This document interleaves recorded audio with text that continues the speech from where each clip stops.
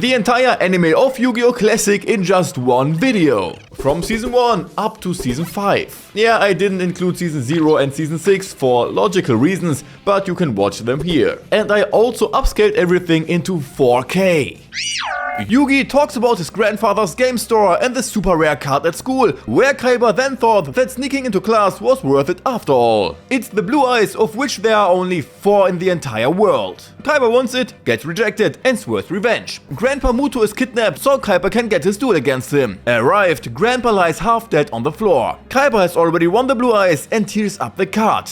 To teach Kaiba a lesson, Yugi takes Grandpa's deck and challenges him to a duel. But before that, they draw the symbol of friendship and Grandpa is taken to the hospital. Yugi transforms into Yami and the duel begins. Yugi takes on the Cyclops, Segi the Clown gets powered up, destroyed the Winged Dragon, and Yugi draws the first Exodia card. He starts losing monster after monster until he summons Gaia. Too bad Kaiba has the blue eyes. So, bye bye Gaia. Then the second blue eyes and even the third. Yugi is about to lose, but still believes in the power of friendship and summons Exodia, causing Kaiba to lose the duel. Kaiba suffers a mind crush, Grandpa Muto somehow senses that Yugi has won, and Pegasus makes an appearance. More duels at school. This time, Joey even loses to Tia, so he becomes Solomon's apprentice. On TV, Rex and Weevil have a duel, which Weevil wins, while Yugi gets a package with a VHS, a glove, and 2 stars. On the tape, we get a close-up of Pegasus. There, he challenges Yugi to a duel. He freezes time, Yugi transforms, and the countdown starts. The duel is pretty strange, with Yugi being able to interact with the videotape and Pegasus being able to see the cards of Yugi's hand and so predict his moves. After a short history lesson, Yugi outsmarts Pegasus by playing a card he didn't even see. With my luck, I would easily play Tia. As time runs out, Yugi is about to win the duel if Pegasus' face down card isn't too dangerous. But Yugi lost because of the timeout, so Pegasus captures Solomon's soul with his Millennium Eye. Time moves on, just not for Solomon. Too bad they can't just rewind the tape. Joey also gets a VHS, but this one is from his little sister Serenity. Yugi gets cards from Pegasus so that he can participate in the tournament, with a prize money of $3 million.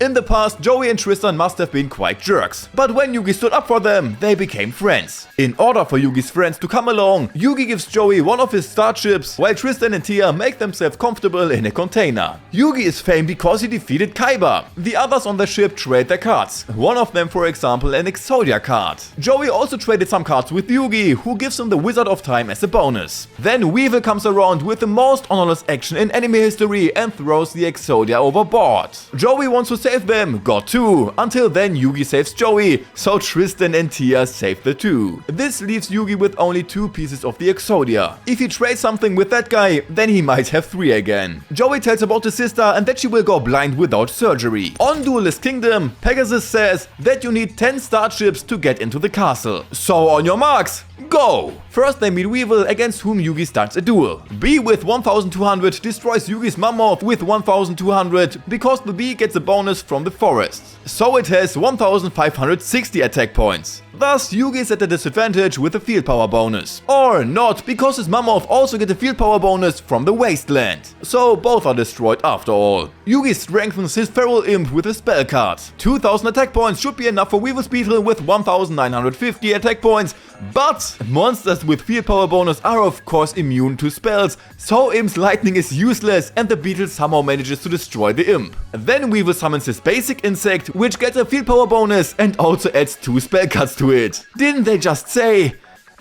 Never mind. Weevil is clearly cheating, so Yugi does it too. He now secretly plays a card face down, although it's Weevil's turn. And with this card he wipes out Weevil's army at once. Weevil tricks Yugi, who now has the Cocoon of Evolution. In 5 turns, it turns into the Great Moth. Also, the defense points are too high, so Yugi can't do anything. Yugi tries it with Gaia anyways and loses 300 life points, even though he actually knew that beforehand. To destroy the Cocoon, Yugi uses his Curse of Dragon with Burning Lands to destroy the field power bonus. This leaves the Cocoon with only 2000 defense points, allowing Gaia to get his revenge. Cocoon destroyed, yet a moth comes out of it. Of course it's a bit weaker now after 4 turns than it would be after 5, but it's alive. Yugi fuses his Gaia with his Curse of Dragon, which loses more and more attack points because the moth exudes poison. Marcus used to rain it off, which doesn't help Gaia anymore. Yugi only has 50 life points left. He summons the Summon Skull, which has gotten a stronger attack thanks to Marcus' rain and his lightning. With that, the moth is down, Weevil lost and is out of the tournament. So Joey gets a glove and Yugi has 3 Starships. Joey is on fire to finally duel.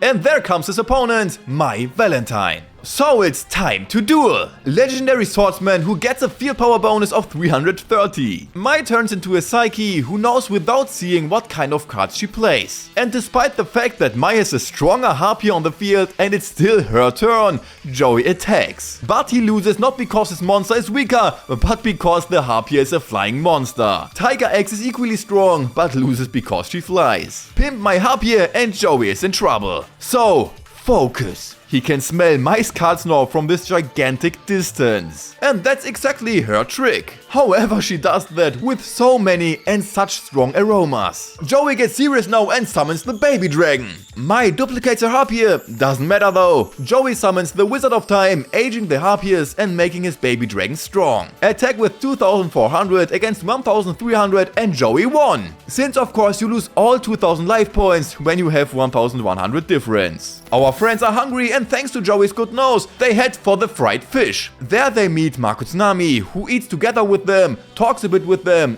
and then duels with Yugi. Yugi doesn't see Marco's monsters and can't attack them because they are underwater. He summons the Horn Imp, which is destroyed directly in his own turn. So the Feral Imp comes, together with the Horn of the Unicorn. With the new lightning attack, he wants to fry the water monsters. Just too bad that Marco played the jellyfish, which intercepts his attack. Counter attack, and there goes the imp, even if it's actually stronger. And Yugi even loses life points. Doggo plus Moon loses 2 against the Kairyu Shin. Not only that, but he almost completely covered Yugi's field in water. Now Marco's passed. While fishing, his father disappeared.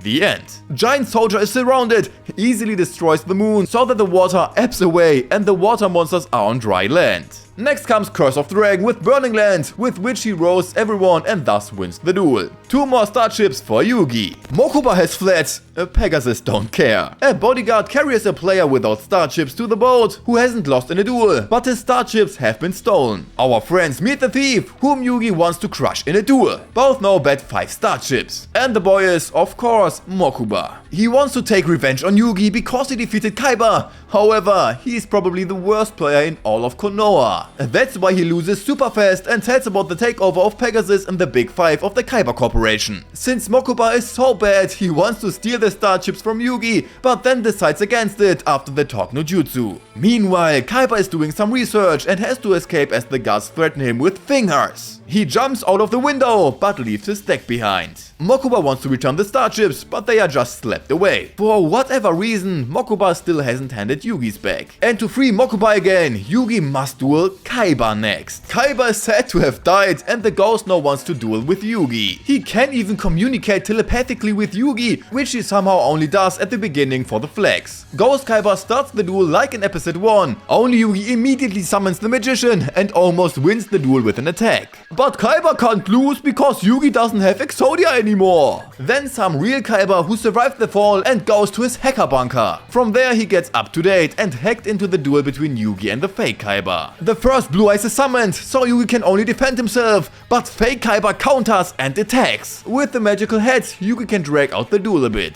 Yugi hides the circle under her head instead of just activating it. Luckily, the Blue Eyes hits the right head, which now weakens it and gets down by the Dark Magician. But here comes the second dragon to ruin the party and seek revenge for its body. Kaiba is a little confused, wondering why Yugi is dueling against Kaiba, although he's hacking. And so he infects his Blue Eyes with a virus, which can't attack anymore and is destroyed. But wait, it wasn't the virus that did it, it was Kaiba's sheer willpower. Kaiba bursts because this isn't Kaiba at all, but his evil alter ego, which Yugi has freed in the last duel with a Mind Crush. Kaiba had to escape from the bunker, while Yugi summons his mystical elf. Ghost Kaiba then gets his third Blue Eyes, wants to end the duel, gets to deal with Mirror Force, which effect he simply stops with Negate Attack. Alright. Next, Yugi revives the Blue Eyes from the graveyard, boosts it with the spell from the elf, attacks, and wins the duel. Mind Crush! Intimidate Pegasus, take Kaiba's deck, and the bodyguards has taken Mokuba. Tristan's got cards too, even one that's similar to Joey's. Mai wants to get back at Joey, so she strikes a deal with Rex. If he beats Joey, he gets a rematch against Mai. And even Joey's own friends don't think he stands a chance. Tristan gets pushed, who then runs away, and the duel begins. Joey summons the baby dragon, but it's quickly destroyed. Liugan? No way, Rex has a field power bonus and comes out on top. Joey's X-Raider takes down Rex, but then another dino destroys the X-Raider. Meanwhile, Joey brings Tristan back. Joey starts taking out dino after dino with his flame swordsman because they can't handle the heat. But then a dragon comes in and destroys the monsters. Lucky for Joey, he draws Tristan's card and gets both battle guards on the field, which support each other and take down Rex's dragon. Rex summons his red eyes. Yugi thinks that he can even take on the blue eyes. Yeah,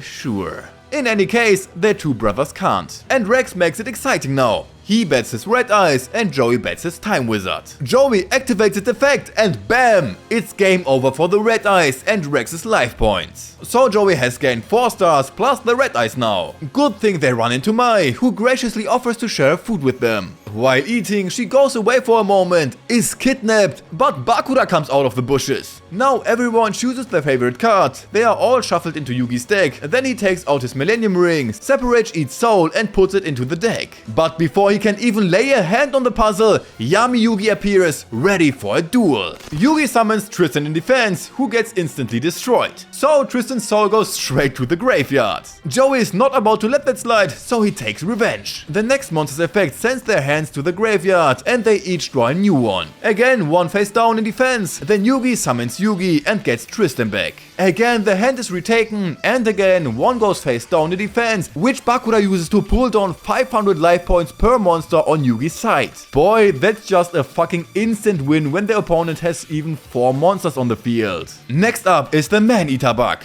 Tristan wants to sacrifice himself for the cause, but Joey pretends to be Zoro and sacrifices himself instead. Action of honor. So run, boy! Before he gets caught by the Grim Reaper, Yugi revives him with Tia's effect and thus Monster Reborn. With change of heart, Bakura wants to take Yugi, but the good Bakura goes into a monster of Bakura. Then Yami switched the good with the evil soul of Bakura, so the evil one is now on the field and gets destroyed. Duel over, learn something about the origin of the ring, and then it's off to a scream. Mai has lost against Panic and loses all her starships. Panic is an eliminator who wants to win the starships of other players. Next up is Yugi, who also bets all his starships. To make him a little more comfortable, Panic turns up the heat for him. With Castle of Dark Illusions, Panic's sight is completely darkened, so Yugi again doesn't know what monsters his opponent has and where they are. Yugi takes a risk by showing Panic his lightsabers, which he could use to stop the darkness, but he doesn't play them for 5 turns, but he puts them face down. So Mystical Space Typhoon and that's it. Until then, Yugi just defends himself. Panic summons the Reaper, which can destroy Yugi's face down card. But little does he know, Yugi has tricked him. It isn't the lightsabers at all, but the spellbinding circle. Now he really sets the lightsabers and another card face down. 4 more turns until Yugi activates the lightsabers. Panic summons the King of Yamimakai and tries to attack Curse of Dragon, but the light from the circle deflects the darkness attack, causing Panic to destroy his own Reaper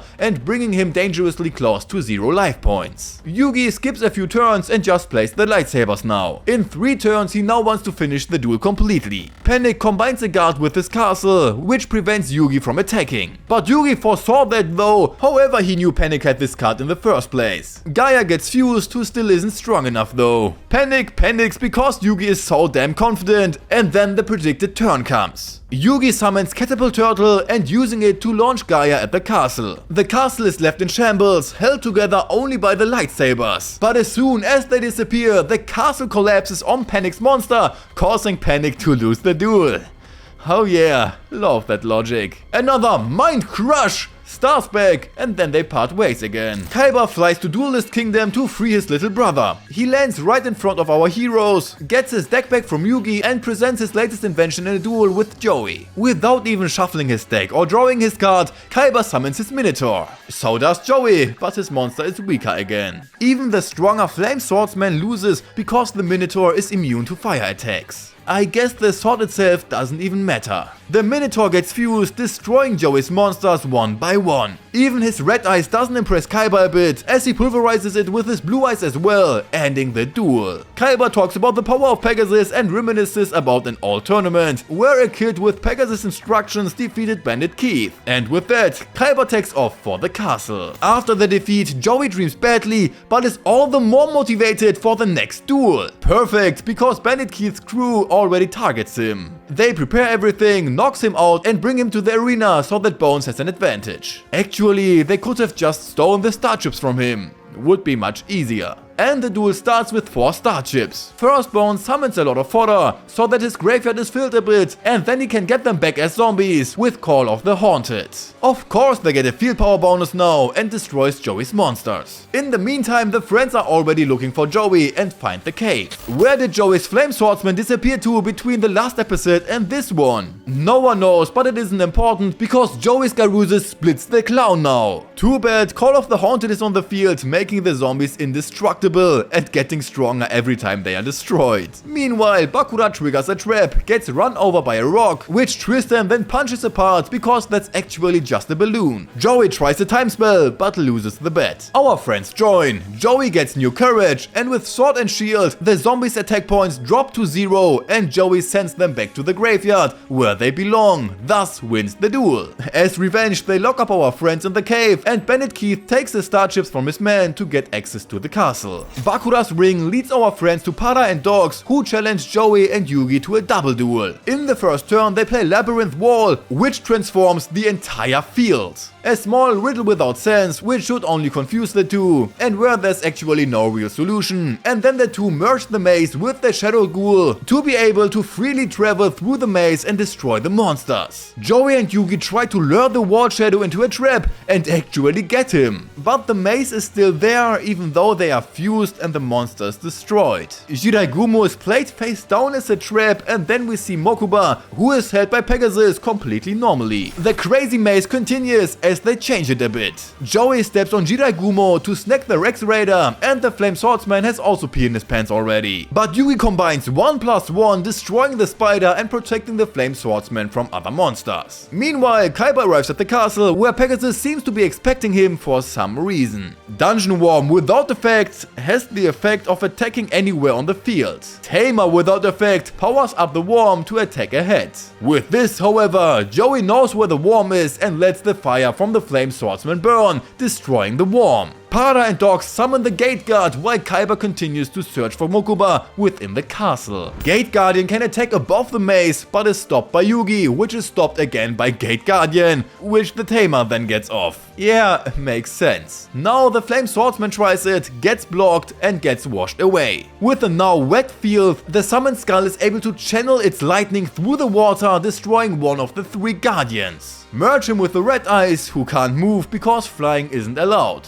I guess he can't use his legs or something. In any case, Dark Magician steps in front of the Gate Guardian and swaps Law-style places with it, allowing Yugi to burn the Gate Guardian and win the duel. Yugi and Joey thus have 10 starships each, but now have to decide which door they use. Yugi tricks them because the door they choose would be wrong, so he just takes the one they didn't take. Meanwhile, Kaiba has arrived at Mokuba, who's trapped in a cart by Pegasus and being used as a leverage against Kaiba. Tia realizes that Yugi might actually be 2 people. In an attempt to insult Yugi, he brings up how he saved her from Gohan in the past. But now isn't the time for our friends to head to the castle yet, because Kaiba isn't a vegetarian and wants beef. He's being blackmailed by Pegasus to duel Yugi. If he wins, he gets to fight Pegasus, and if he wins even that, he releases his brother. Bandit Keith checks in, Kaiba and Yugi throw off each other with starships, and thus the duel can begin. Kaiba gives Yugi a lot of props for summoning the Curse of Dragon and destroying his monster. Then Kaiba summons the Sword Stalker, and everyone thinks it was planned from the beginning,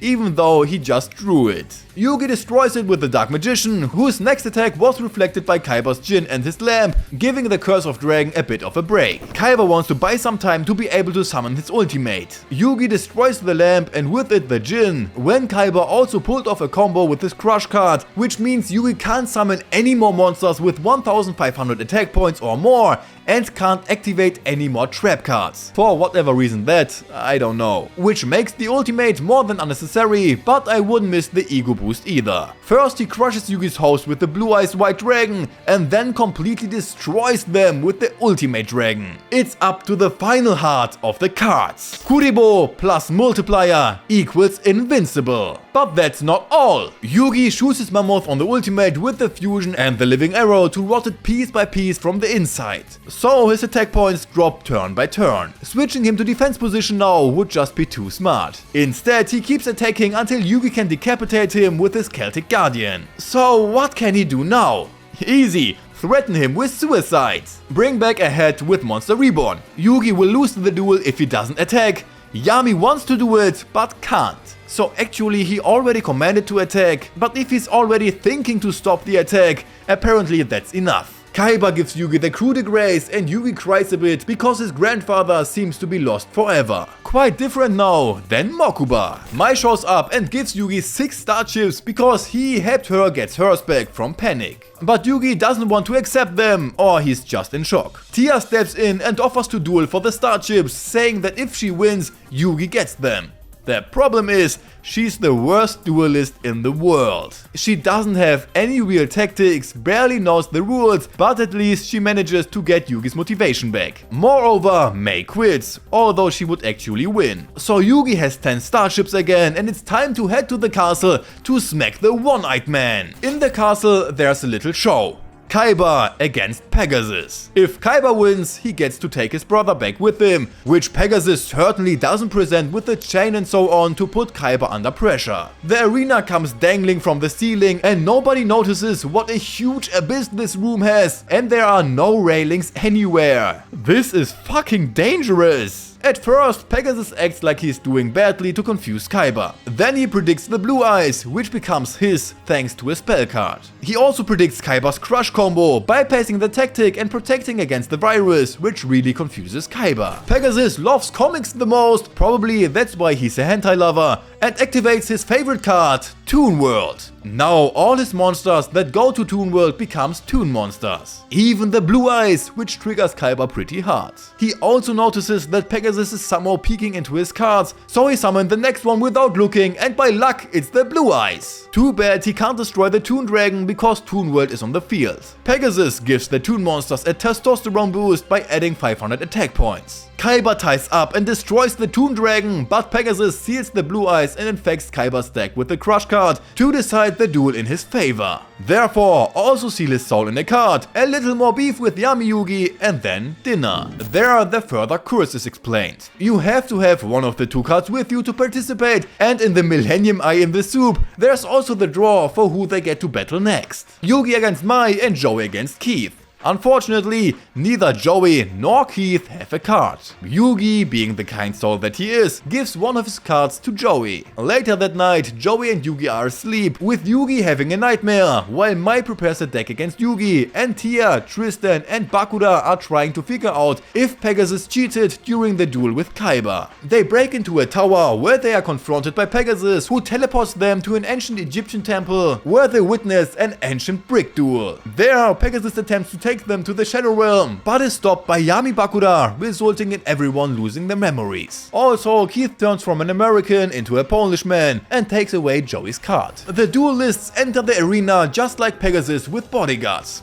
Whoever wins the tournament gets the prize money of $3 million, the chance to compete against Pegasus, and should he win that too, he will be granted a wish, plus he will become world champion, king of the duelists. Yugi vs Mai starts. Right at the beginning, Mai protects her Harpier with the mirror, which halves the attack points of all attacking monsters of Yugi just like that. Redecorate the Harpier a bit to make her stronger, and the first monster of Yugi is destroyed. Then Yugi tries to attack again and apparently overlooks the mirror, which weakens his monster again. Mai's turn is now simply skipped after she played the Harpier's Feather Duster. But anyway, it's her turn twice in a row, and so she clears Yugi's field. Force Yugi's Dark Magician to attack with Shadow of Ice, and thus weaken it, destroy Yugi's trap with another Duster, and destroy the Magician. In any case, it doesn't look good for Yugi. A little talk no jutsu from Mai, and Yugi overcomes his Vietnam flashback from the last duel against Kaiba. Using Brainwash, steer the dragon to launch it at Mai with the turtle, destroying the mirror wall. Mai gets her triplets, which have 2400 attack points, and Yugi apparently overlooks Monster Reborn. Mystical Elf in defense position, which of course isn't forced to attack by Shadow of Ice, because she's a woman. Makes sense. By some time, using Monster Reborn to get Gaia back instead of,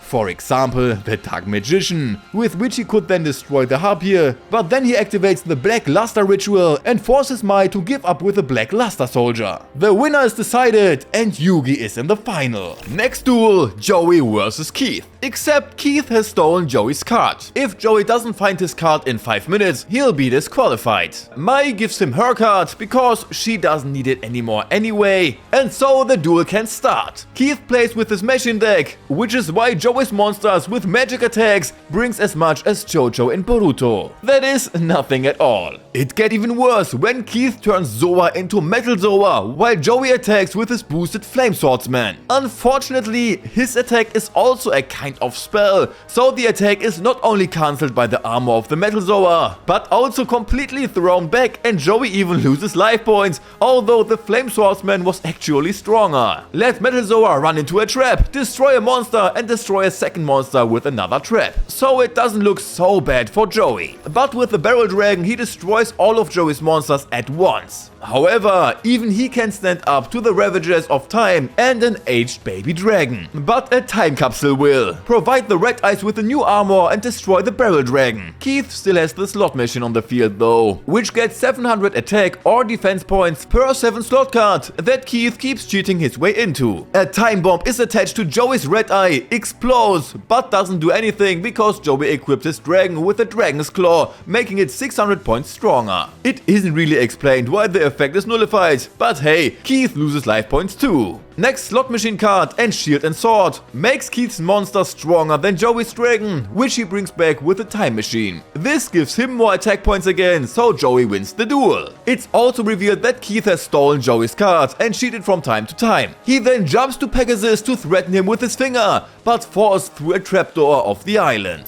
The final is on. Joey against Yugi. A little flashback of what the two have been through so far, and then it starts. Joey destroys Yugi's Celtic Guardian and ends his turn, which Yugi criticizes because Joey just leaves his monster standing there without protection, destroys the monster with Gaia, and then just leaves it there without protection. Respect. After Yugi has his summoned skull on the field, Joey summons his Flame Swordsman along with the Shield and Sword card to destroy the summoned skull, instead of playing Sword and Shield first and then the Flame Swordsman. Gaia Dragon Champion destroys the Swordsman, for which he only had to cheat minimally to get it on the field. Everyone praises Yugi like he won just because he hit his magician behind the heads. Really random. Some Pegasus past who must have lost his wife. With a head destroyed, the Skull Dragon gets trapped and weakened, allowing Yugi's strengthened Dark Magician to destroy it. With a Time Wizard, Joey now wants to decide everything.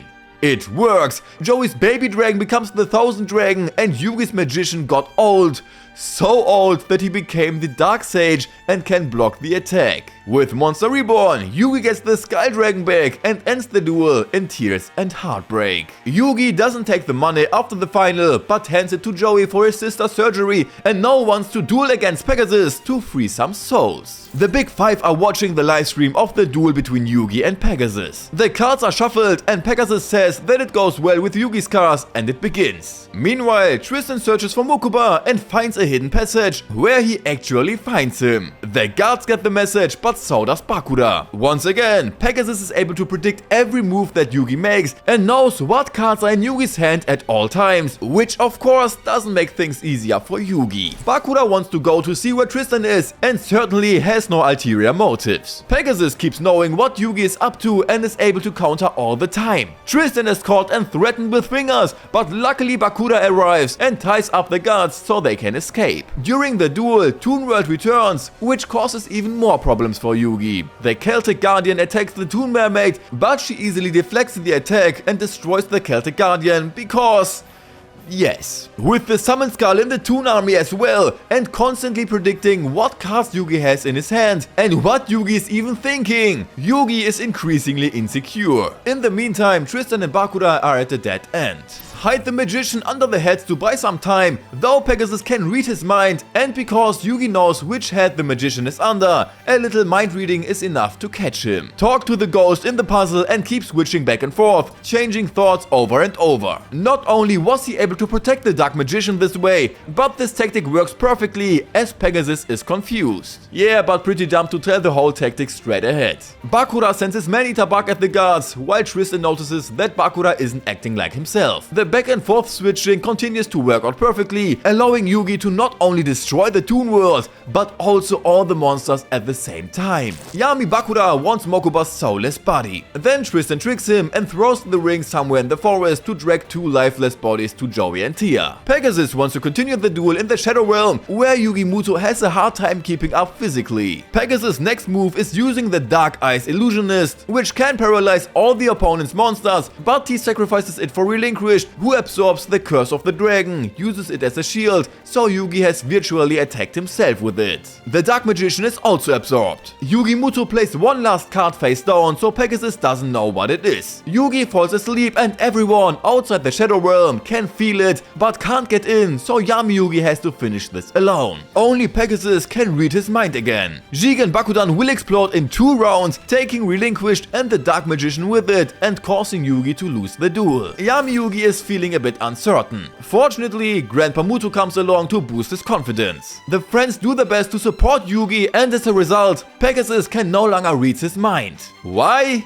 Yeah. Yugi gets his magician again and brainwashes Relinquished with Jigen to summon the Magician of Black Chaos. Next turn, Pegasus fuses his Relinquished into Thousand Eyes Restrict, which paralyzes Yugi's monsters, but Yugi has Kuribo and multiplies it, filling up the Restrict and stuff his eyes, so they start randomly to explode. Now weakened, Yugi has a clear path to finish the duel and emerge victorious with his Magician of Black Chaos. The fog clears, everyone is happy, Pegasus plays hide and seek, and Bakura is awake again, though he still has his ring for some reason. Our friends set out to search for Pegasus. Pegasus releases the 3 souls. Yami Bakura comes along, who acts like a card reader and fights a Ray battle against Pegasus, which Pegasus loses and thus also gets rid of his eye. Pegasus is carried out. Our friends break into his room to understand that Pegasus had a tragic past. Already as a child, he was with Cecilia. They got married, but she got seriously ill and passed away shortly after. To bring her back from the dead, yeah, what the fuck. He went to Egypt, where he met Shadi and got an eye implant. No, that gave him hopes and the idea for duel monsters. Shadi shows up in front of Yugi, goes into his head, only to find there a room of a kindergarten kid, so somehow Yugi Muto's. And another room belonging to the Pharaoh. With me, there would probably just be Patrick riding a seahorse. Shadi is allowed to explore freely and encounters Trap, but is rescued by Yugi Muto. In the past, there was probably something similar to duel monsters, but with stone tablets. The Dark Magician wants to attack them, Shadi wants to call the Blue Eyes, but Yugi manages to convince the Magician not to attack. Shadi now knows that he's the chosen one and leaves again. Yugi receives another card which only exists once and isn't particularly important in the series. He also gets the prize money, which he immediately gives to Joey as protection money. Mokuba is reunited with Kaiba, he thanks Yugi and they go back to Domino City, where Grandpa has recovered from his heart attack. Unfortunately, Rebecca is waiting for them. She wants her Blue Eyes back and is the #1 ranked duelist in America. She challenges Solomon to a duel, with the stakes being that if she wins, she gets the Blue Eyes back, but if she loses, then that's just the way it is. Only she isn't dueling Solomon, she's dueling Yugi. At the same time, Solomon finds her tactics very familiar. She acts weak and childish at first, but then becomes serious and suddenly she's like a changed person. After the Millennium Shield is summoned, Solomon realizes why her tactics seem so familiar. She's the granddaughter of Professor Arthur Hawkins, who Grandpa Muto is accused of stealing the Blue Eyes from. Solomon tells about his relationship with Arthur. Arthur discovered that Duel Monsters was played with stone tablets in ancient times, but nobody believed him except for Solomon.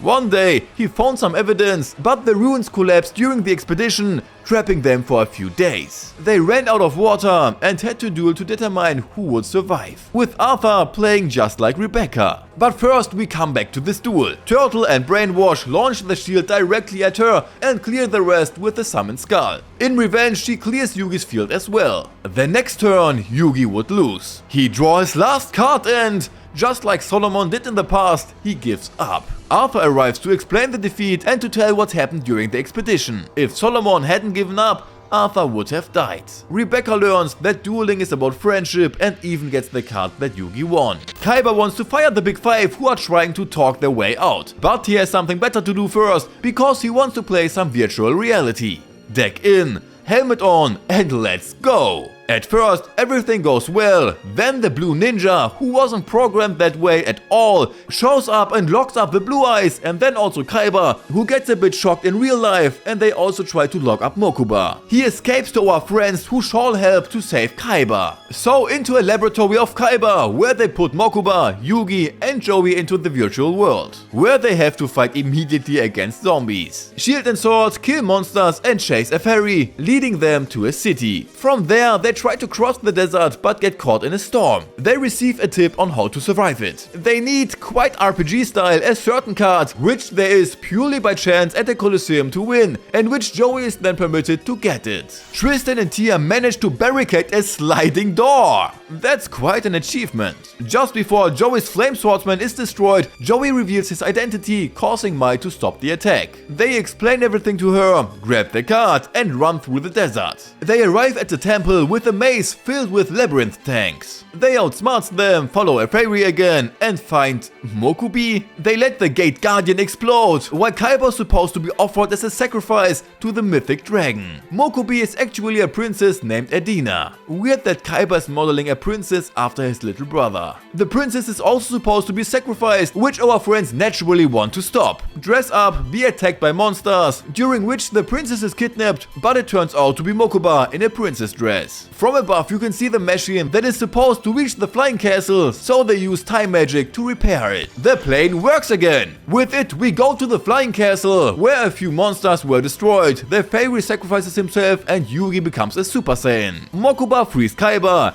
Kaiba makes his way out with his deck, while the others try to get in. They then meet up somewhere in the middle or something. The Big Five pull up to the highest difficulty, which summons the mythic dragon, and that in a room where only dragons can attack. To protect Mokuba, Joey dies. Mai dies to distract the mythic dragon, and Mokuba sacrifices himself for Kaiba. Kaiba teams up with Yugi and fuses his ultimate with the Black Luster Soldier to summon the Dragon Master Knight and destroy the mythic dragon. The people hail them as heroes, and the princess, who was actually the mystic elf, brings everyone back to life. The game is over and everyone can leave, leading to a happy ending, just in time as the guards enter. Solomon is in a bad mood because a new game store has opened selling Dungeon Dice monsters. Everyone at school knows about it, including their new classmate, Duke Devlin, who is popular with the girls. He pranks Joey, but then they make a deal. They'll each create a deck from boosters, and the loser has to do what the other wants for a week.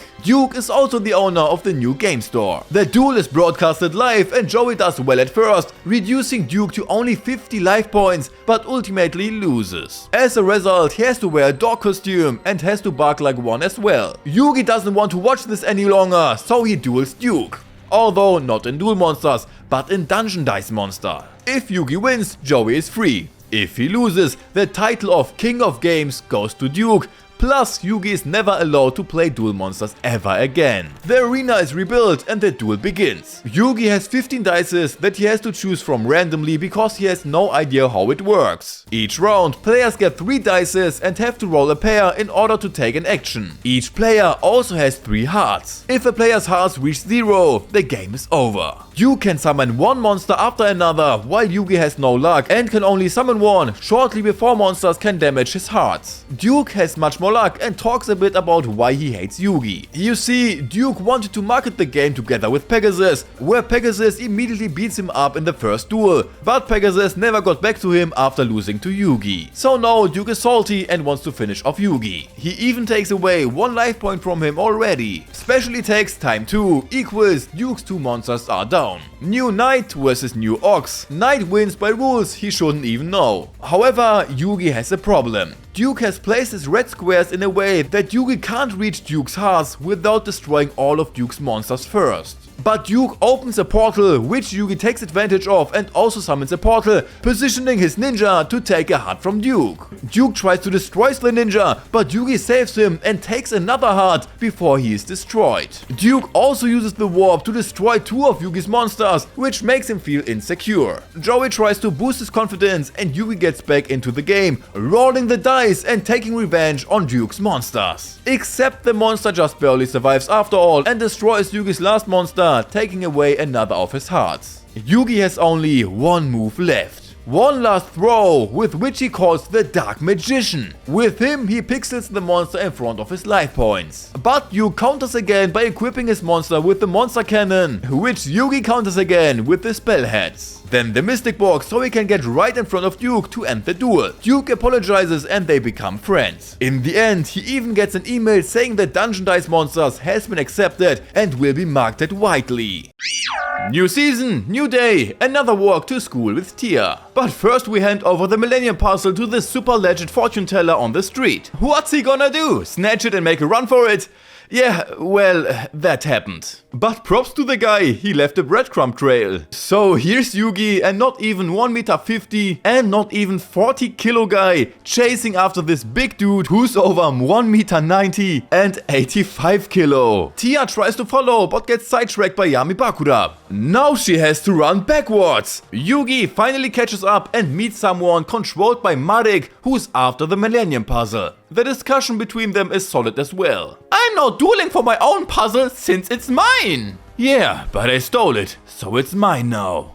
Alright, game on! So, let it rip! After just 3 summoned machine monsters, Yugi instantly knew it was Bandit Keith. He tries to scare Keith with his Dragon Champion, but Keith switches monster in defense, powers it up and takes down the dragon. Now there's Makio Mist to naturally rust the machines, and he uses Summon Skull to destroy it, even though they've got the same attack points. Keith even loses life points. And so he cheats as well by summoning Sera. Yugi's on defense while Keith keeps pulling tricks. But cheating's not gonna get you far against Yugi. So much for that big bad Sera. Bakura messes with Keith and Marik's communication, who now loses it and wants to destroy the puzzle. Like, if I can't have the puzzle, no one can. But Bakura goes full Tarzan, knocks Keith aside and hands the pieces back to Yugi. He even slips a bit of his Yami soul into one, so he's always linked to it. Keith's still losing it, swinging a pipe around like a madman. He hits some machinery, sparks fly, and boom! There's conveniently placed gas cans that blow up.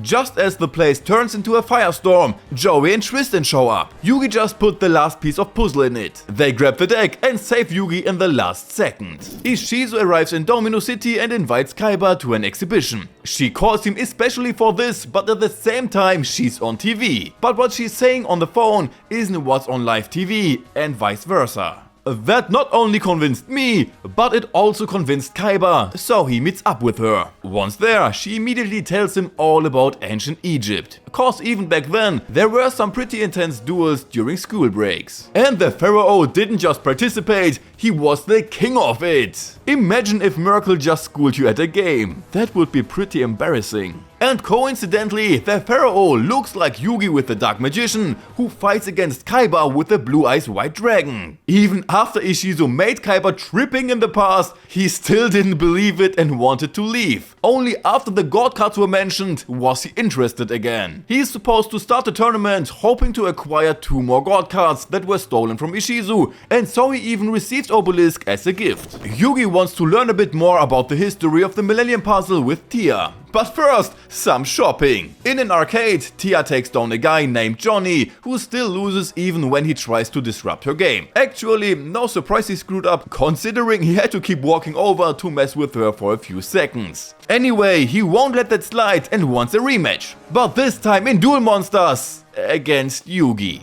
It gets even better when Johnny has absolutely no idea what he's doing and takes a hard loss. Then he realizes he's dueling the Yugi from Duelist Kingdom, wants to run away but gets the deal with a talk no jutsu from Tia instead, so he just walks away instead of running. In the evening, the two arrive at the museum, which is probably already closed, Or is it? Museums usually close pretty early. At the museum, they spot this ancient tablet showing the pharaoh and Kaiba. Ishizu joins them, going full doomsday, saying that the world will end if the pharaoh doesn't save it. End of story. Meanwhile, Kaiba wants to test Obelisk. So first, a duel against Plankton's wife Karen. She quickly summons the first Blue Eyes White Dragon, then the other two, and fuses them into the Ultimate Dragon. The monster even Yugi couldn't beat. At least that's what he said. Kaiba must have some kind of amnesia or something, because he only won that duel by playing the I'll jump off a cliff card.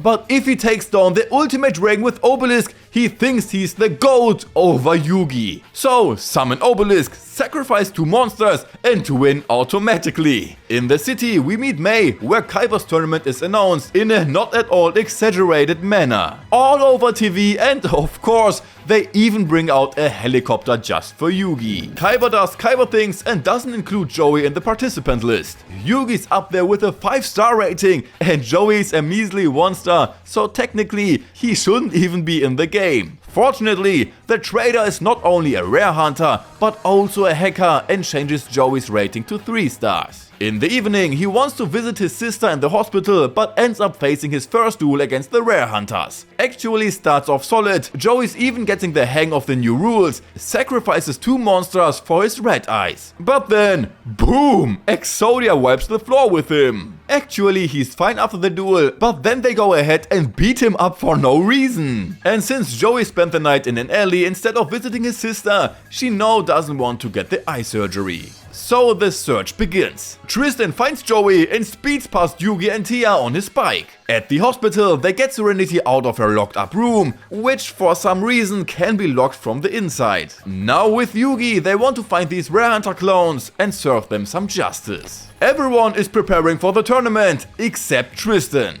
He's trying to get Joey's sister.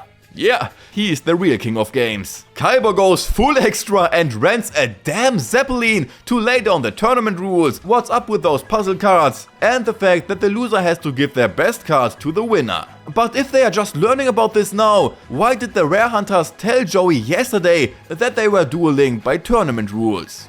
Who cares about the plot holes, right? We are just here for the epic showdowns, like Joey wanting some payback and Yugi stepping in for him. The holo images are set up. It's time to duel! Yugi Muto versus Rare Hunter. Pretty boss move to sign up for the tournament as a rare hunter. And here again, he uses the same tactic as against Joey. He's gunning for Exodia and playing defensively. Yugi's onto him fast, but even with that Potada fusion, he can't break through his defense. Not only does Rare Hunter already have 4 Exodia pieces in his hand, but he also has high-tech contacts that allow him to see the top card of his deck. So Yugi banishes a card from his hand for a few turns, sacrifices the Chimera, and cleans up a bit with the Emissary. But it doesn't do much, as the Swords of Revealing Light keep Yugi in check. All good though, cause Rare Hunter's stuck defending with an Exodia head, which Yugi promptly takes advantage of by destroying all the Exodia pieces with chain destruction. As a result, Exodia is defeated. Yugi blasts the swords with a dust tornado, revives the Chimera, destroys the head and lands a direct hit. Game over. First duel to Yugi. Yugi retrieves the red eyes, rips the Exodia cards and has a little chat with Marik. While he's absolutely going crazy. I mean, what the fuck is going on? And Joey's like, nah, keep the red eyes, bro. Rex Raptor lost to Esparoba, who can see into the future and always knows what card the opponent has in hand. So, who's up for the challenge? You guessed it, Joey. Tristan and Serenity are all hyped to live track this duel. Too bad Joey seems to have forgotten the rules again and summons a monster that he actually needed to sacrifice something for. So first strike against our man Joey. Yugi discovers that Esper is actually just cheating, but instead of helping his friend, he just lets it happen because he thinks it will make Joey a better duelist. So is Yugi now the king of friends or what? Or do cheaters just stick together? Using the Angel Dice, Devil Dice combo, Joey lands the first hit on Esper. Mokuba steps in, ends the cheating, but keeps the duel rolling. That's some ref goals right there. Aespa takes control of one of Joey's monsters and sacrifices it for Jinzo, rendering Joey's trap cards useless. Roba strengthens his Jinzo and Joey counters with Baby Dragon and Time Wizard. However, Jinzo doesn't get destroyed because its metal is super strong or something like that. So, rip to the old dragon. Joey is hitting a low point until Tia and Grandpa Muto roll in to support him. Heart of the cards, Roulette Spider and Heart of the Casino. Jinzo attacks Aespa and with that, Joey wins the duel. Now his earpiece falls out and Joey realizes he's been cheating because it said so damn loud that Joey could hear it from that distance. His brothers are still proud of him and Joey gets Jinzo and the puzzle card. A participant tries to rip someone off but gets interrupted by Mokuba and Seto, who even offer him a briefcase to assemble a deck, only to duel against Kaiba. So let's go! Draw 4! Kaiba starts, summons Obelisk right away and yeah, that's it. Marik finds out who holds Obelisk, but he already has 2 god cards himself and wants to focus on Yugi first. He lures him into a tent, some Harry Potter stuff happens, and Yugi is face to face with a Dark Magician and Arcana, who actually has 2 of those Dark Magician cousins. So, it's Dark Magician against Dark Magician. But first, bring out the kinky stuff, Soul Source, and now it's time to duel. Arcana has trimmed his Dark Magician to draw him directly, along with Ra. But no problem, Yugi has also Ra in his hand. Card destruction, let's start over. Almost. Yugi sacrifices his Magnet Warrior and takes control of Arcana's monster with Brain Control, summoning Dark Magician, who goes for Arcana directly. Tia and Grandpa are looking for Yugi, who's still caught in the duel and is also now facing the Dark Magician. Both even have 4 face down cards. Arcana is more on the offensive against Yugi's Magician and Yugi is more on the defense against Arcana's cards. And after all the fuss, both Magicians are still on the field, except now each only has 1 face down card left. Oh yeah, and of course Arcana has a very tragic past. He was a great magician himself, just not quite great enough because something went wrong in a gig. Or maybe he just wanted to become a mummy, who knows. Loses his wife not because he's a bad magician, but because he's a total douche. For some reason, he then also walked around in the streets like a mummy, bumps into Marik, who apparently healed him, and promised to bring back his wife. Or no, rather, ex-wife. She's chilling behind the curtain during the whole duel. So, with this motivation, the duel goes on. Bind Yugi's Dark Magician to attack directly with his own Dark Magician. Then, stuff gets crazy. Arcana activates Ectoplasmer, uses it twice in a row, but the ectoplasmation of his Dark Magician doesn't go through because Yugi's Dark Magician has become autonomous and neutralized this attack. Brilliant! Arcana wipes out Yugi's monsters, cancels out his spells and traps, and then rolls out his Dark Magician again, just for Yugi to somehow also use the effect of the Dark Cloak to bring in his Dark Magician girl. And thanks to the 2 Dark Magicians chilling in the graveyard, she's got the power up, which pretty much wraps up the duel. Yugi breaks free, saves Arcana at the very last second, so he can finally be reunited with his creepy doll. Then Yugi has a quick chit chat with Marik. Hey. Good talking to you. See you later. Mai's showing off her 4 puzzle cards to Joey and Yugi, which is kinda funny considering these are the 2 guys who outdueled her in Duelist Kingdom. But hey, everyone still needs more cards to hit the finals, so they each go their own way to find more duels. Joey gets a card snuck into his deck because he trusted a random guy on the streets with his cards. Didn't he learn anything from Yugi's Exodia drama? And of course, it's Weevil pulling the strings again and even spraying down another guy with some weird stuff. In the duel against Joey, they even bet 2 puzzle cards. Joey's new ace Jinzo shows up but gets nuked real quick. Not only that, the smuggled card in Joey's deck gets activated, turning all his monsters into insects, which then can't attack because Weevil activates the insect trap. He now even left his cocoon in attack mode, just to flex. And speaking of flexing, Weevil summons the perfect moth a few turns later. The moment that moth shows up, Joey's like, not today, and just smacks it out of the game. But even here, everything was calculated. Get rid of some insects to get the enhanced Insect Queen. Unfortunately, he falls for one of Joey's baits. Doesn't matter, he dodges the worst of it. Although the livestream directly drops Weevil to 0. Gearfried is summoned, who remains untouched by the virus. The Insect Queen is now sprayed out of existence, leaving Weevil defenseless. Duel is over, Insect Queen and 2 puzzle cards go to Joey. Joey and his friends are secretly being hunted by Madic's hunters, as Madik himself can't do it since he's still sailing to Battle City on the SSN. Meanwhile, he's plotting his rematch against Yugi. This time he's not just controlling the puppet the entire time, but also he uses a god card. The duel between Krillin on crack and Yugi begins. Krillin goes straight for the fusion, but Yugi defuses immediately to destroy the 2 monsters. With Revival Jam, Jam Defender, Jam Breeding Machine and Steel Cage, Krillin gets himself some extra protection. Sacrificing the breeding machine brings Slifer onto the field to mess Yugi up. Yugi actually could have turned the tables if it weren't for the Revival Jam playing bodyguard. Meanwhile, Joey was looking to duel with Kaiba, but Kaiba jets off in a chopper to get to Slifer as fast as possible. Slifer also wastes no time, trashing Yugi's Buster Blader. However, Slifer couldn't destroy Yugi's Dark Magician Girl due to its second effect, as Yugi hit her with magical heads. Yeah, doesn't really sound legit, but whatever. The same goes for deflecting Magic Cylinder with Revival Jam. Or Yugi surviving after his Dark Magician in attack position was destroyed by a Slifer with 9000 attack points. Yugi is having doubts big time until Kaiba arrives and lifts him up. The more cards Krillin has in his hand, the stronger Slifer becomes. That's why he's pulling cards like there's no tomorrow. But that's Slifer's Achilles heel right there. Time for an infinite loop play. Yugi revives Buster Blader to take a swing at Slifer, but Revival Jams got Slifer's back. Revival Jam springs back to life, giving Krillin another triple draw. So Yugi takes the jam, and thanks to Slifer's secondary effect, this little blob keeps getting wiped out and respawning, which forces Krillin into an endless draw cycle until he hits rock bottom. So now Yugi wins a puzzle card and Slifer. Perfect timing for Kaiba to get rejected. He wants to duel Yugi, who has to decline because Madik is using his friends as hostages. Laurel and Hardy are trying to block Yugi's path. But out of nowhere, Kaiba steps in and we got ourselves a tag team duel. And bro, it was absolutely insane. Kaiba activates Pot of Greed,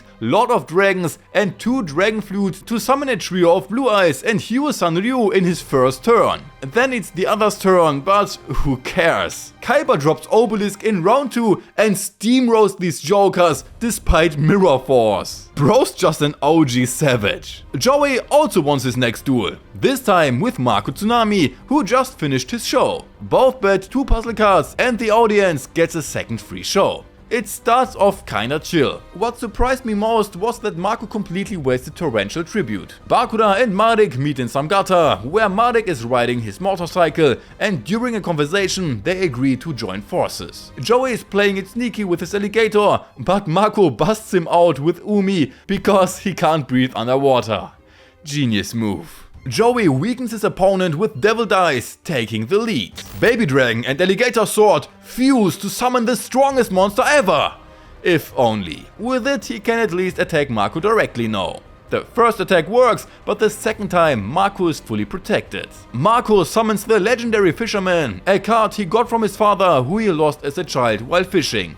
Literally lost. His father disappeared in a tsunami and then for some reason didn't want to meet his son again, even though he knew exactly where he was. But as I said, he probably just didn't feel like it. Then Moby Dick is summoned onto the field, which can attack Joey without any protection. Joey uses the Legendary Fisherman as a shield for the second attack, dries up the whale and removes Marco's protection with Giant Trunade, ending the duel. Joey walks away with 2 puzzle cards and a couple of ultra rare cards. The ritual monster is useless to him without the magic card though, but who cares, Joey got his ticket to the finals. Tristan's heading over to Serenity because she's about to have her eye bandages removed. Coincidentally, Madik shows up with the injured Bakuda to be taken by the friends. Grandpa takes Bakuda to the hospital, while Kaiba and Yugi just breeze past everyone like they were invisible or something, and Madik befriends Joey and Tia. However, the 2 are beaten up and kidnapped in broad daylight, just like Mokuba is also kidnapped while he's just chilling on the rooftop. Using them as leverage, Yugi and Kaiba go to a rooftop to have another tag team duel. But if you lose here, the glass beneath you breaks and you're sent to the Shadow Realm. Rules explained, the duel begins. While Laurel and Hardy work pretty well as a team, Kaiba wants to solo things again and yeah, we all know where this is headed.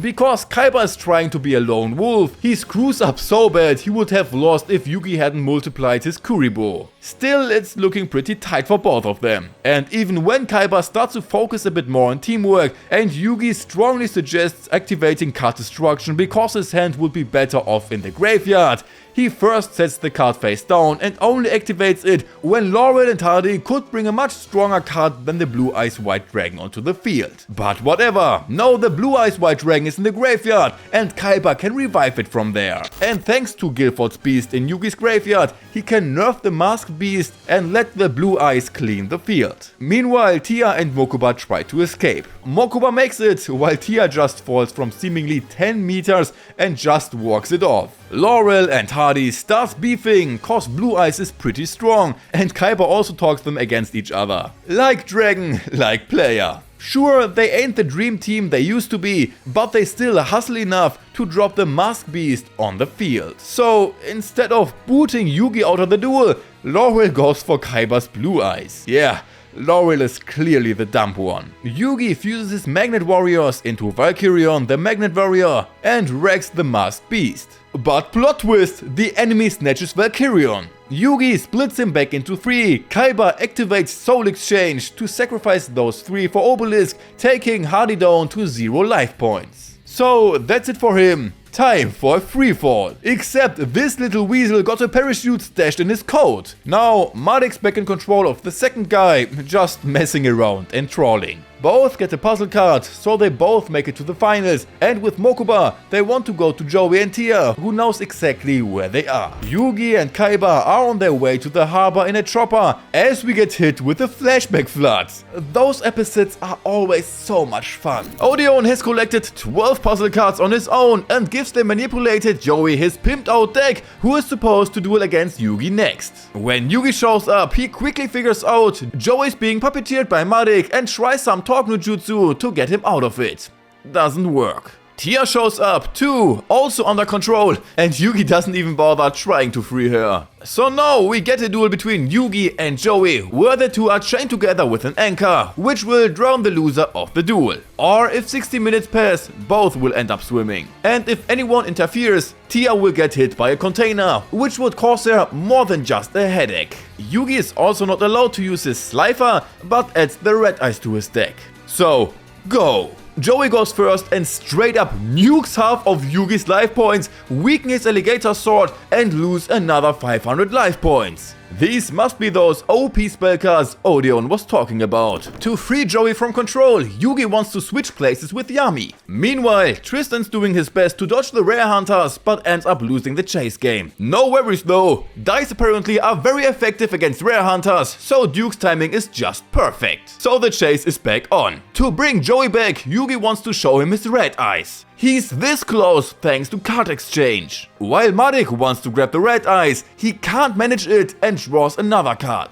Yugi holds the pressure by summoning red eyes and blasting away his alligator. But even that barely tickles Joey's mind. Again, it's raining comets, leaving Yugi with only 1000 life points. Red Eyes takes a major hit, almost pulling Joey back to reality. Yugi now puts the cherry on top by placing his puzzle around Joey's neck. Madik doesn't like Yugi's mind games, so he takes a piece of the puzzle and wants to throw it into the ocean. But that only fuels Joey's fire, bringing him back to the point where he puts the piece back and wears it again. However, Madik is back in control for a while. Kinda. Because Joey pulls a rebel move and weakens himself. And wondering about that chase game, yeah, not looking good. Tristan confronts 3 pursuers while Duke and Serenity run into May. Tristan turns out to be a sore loser and just beats the 3 up. With May, they then join the others. Madik wants to play for time so that both take a dive, while Yugi keeps trying to reason with him, which only works to some extent. The others arrive, and since Duke is out of dice, he can't fend anyone off. Joey now draws the card that could end the duel. And that's why Marik wants him to activate it. But he is currently having one flashback after another, plays the card, and then is finally able to completely break free from Marik's control. Tick-tock, Yugi's blocking hits as time's running low. Out of nowhere, Kaiba swoops in with a drone copter and a sick blue ice card throw to save Tia. Now it's just the two bros dueling. Yugi now redirects the blocked attack back at himself, loses the duel and essentially throws himself to the sharks. Post-duel, Joey attacks himself with Yugi's red eyes, zeroing out too. Instead now of hustling to save himself first and then Yugi, he fucked up and they both go for a swim. Underwater, Joey pulls a save on Yugi, but then needs to be saved himself. Thankfully, his sister got her eyesight back. And at first, Joey blames himself, but forgives himself rather quickly. And thanks Kaiba, until next time! The puzzle cards hit the duel disc, setting the stage for the ultimate showdown. But Bakura also wants to be in the final, so he gets himself a duel disc and a puzzle card and goes graveyard hunting for a duelist. Coincidentally, Bones and his crew have exactly 5 localization cards. Winner takes it all, loser takes a one-way trip to the Shadow Realm. And as expected, Bones was hardly a challenge for Bakura. He didn't even have to bust out his big guns. If Bones would score 6 puzzle cards and made it to the finals, he would have been a freebie in the first round. Anyway, Bakura sending them on a Shadow Realm vacay, Bones buddies included. They didn't even duel, but hey, a little chaos keeps it spicy. Bakura has now 6 puzzle cards and is therefore in the final. Joey is showing some love to Mei for backing him up in Duelist Kingdom. Dude's about to seal the deal when he blows it because some movie poster grabs his eye. Out of the poster, a car drives out and the actor steps out, wanting to win over Mei. He's tried it before, lost, then proposed, and now wants to try again after winning a duel against Mei. A real Romeo over here. And if he wins, he's not just looking to put a ring on her, he also wants one of her puzzle cards to get his ticket to the finals. Ultimate big brain move. He plays with his ninjas, who are pretty much trash. Still gets Mei on the ropes though. But in the end, the duel goes to Mei. Romeo might have lost, but he flips to plan B and just kidnaps her. He messes that up too, Mei gets rescued by Joey, and off they go to the finals. Marik wants the puzzle and the 3 god cards to become the new Pharaoh.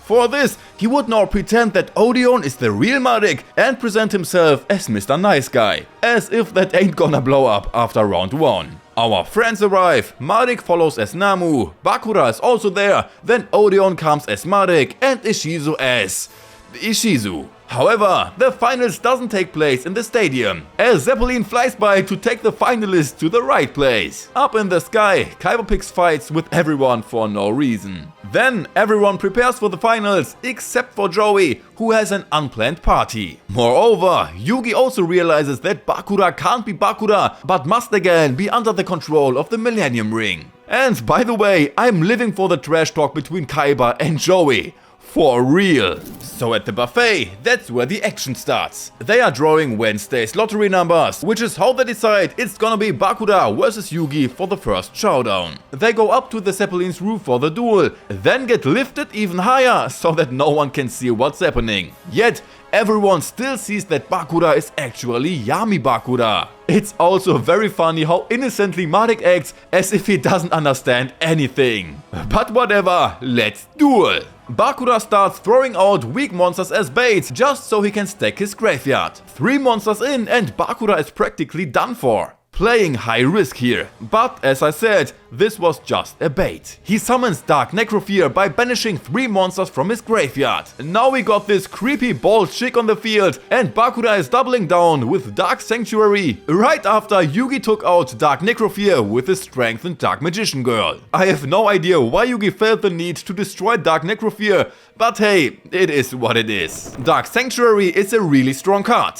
In the anime though, straight up broken. You don't just lose half your monster's attack points in life points, but the one who owns Dark Sanctuary gets those points added to their life points. Then it gets even dirtier, because now the Destiny board has also been played. So the clock is ticking. The game is over in 4 turns max. But there's even more, because now Dark Door also comes into play. Okay, Dark Sanctuary does have one catch in the anime.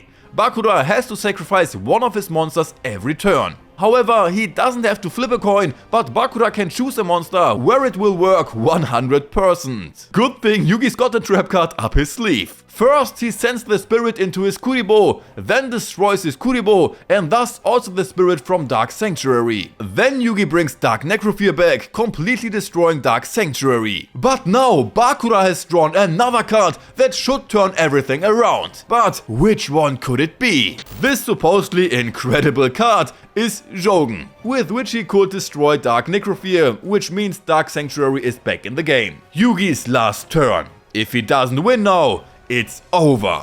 But with the heart of cards, he drops the God tier Slifer onto the field. He could end this duel like right now. But then Odeon comes over, acting like he can use the Millennium Rod to bring good guy Bakura back, which is why Yugi hesitates. But Yami Bakura doesn't find this amusing at all, because he still needs Bakura's body. So he switches back and takes the L like a man. Yugi moves on to the next round and Bakura goes to bed.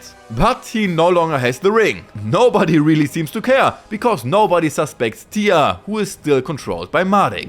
The Zeppelin must land so that Bakura can be taken to the hospital. Kaiba says no. After all, he has a medical team on board who will take care of him. Tristan and Duke are so hard simping for Serenity that they almost died.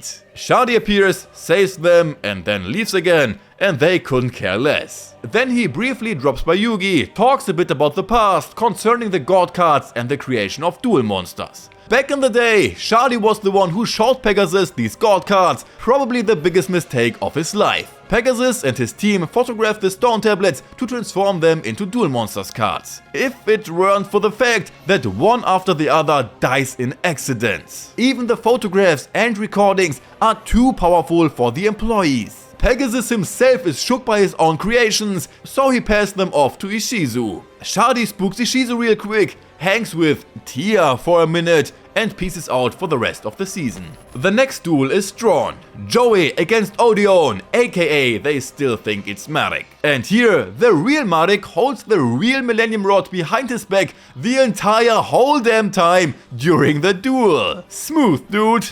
Real smooth. The duel starts, Joey without his red eyes and almost without his hand, which almost took off. While Odeon protects himself only with face down spells and traps, Joey is quickly provoked and walks straight into the first trap. He could at least counter the second one, drop some killer one-liners like a boss, but is still faced with 3 trap monsters. Joey's field gets wiped and his life points are almost reduced to 0. Good that Joey has his friends to boost him up. Ain't no way he's going down easy with them at his back. By the way, Odeon was abandoned as a baby. Joey then brings back his Jinzu with Grave Robber, destroying all the trap monsters at once. Man, if Joey had some regular monsters with over 1k attack, Odeon would be down after being attacked directly by his 3 monsters. Now Odeon can freeze him for 3 turns with his light swords. Not just that, but he also draws the fake Ra that Marik slipped into his deck. Joey gets all the monsters on the field that he won in the Battle City tournament. Nice. But Odeon isn't just standing there admiring the cards, he summons his mystical beast. Marik's giving Odeon some seriously twisted hope, saying that anyone who's played the fake Ra died. Yeah, very encouraging. But actually, Odeon doesn't even need that fake Ra. The mystical beast devours one of Joey's monsters after another, getting stronger and stronger. Quick flashback time! Odeon was almost the next Tomb Guardian, as his adoptive parents had no hope of having offsprings to inherit the rod and the chain. But shortly thereafter, Ishizu came along, and then Marik. Unlike Odeon, who was all for the ceremony, Marik didn't want it at all. Marik got some tattoos on his back, so Odeon cuffed some on his own face. Joey is left without spells and traps, and without monsters. All Odeon has to do now is attack him directly, which actually was his plan, except he gets interrupted because Marik insists he plays Ra, as Joey and some others are sure that Odeon is not the real Marik as he claims to be. To prove he's the real Marik, Odeon's pulling out the bootleg Ra card. His mystical beast is out and Ra's in the game. And even now, without having any cards left, Joey is still confident of winning. Okay, this guy must just have extremely good instincts, because the real Ra from Marik's deck is furious. Odeon gets struck by lightning, the fake rod is destroyed, and Joey is also hit by lightning. Now they just let them lay there, because they've each got 200 life points left, and whoever gets up first in the next 5 minutes is the winner. Bro, they got struck by lightning, they are dying there! But hey, the tournament must go on. Joey dreams about his school days with his friends, who help him get up. He then gets up and thus wins the duel. Mardik's true identity is not only revealed, but he also completely loses it and the evil comes out of him.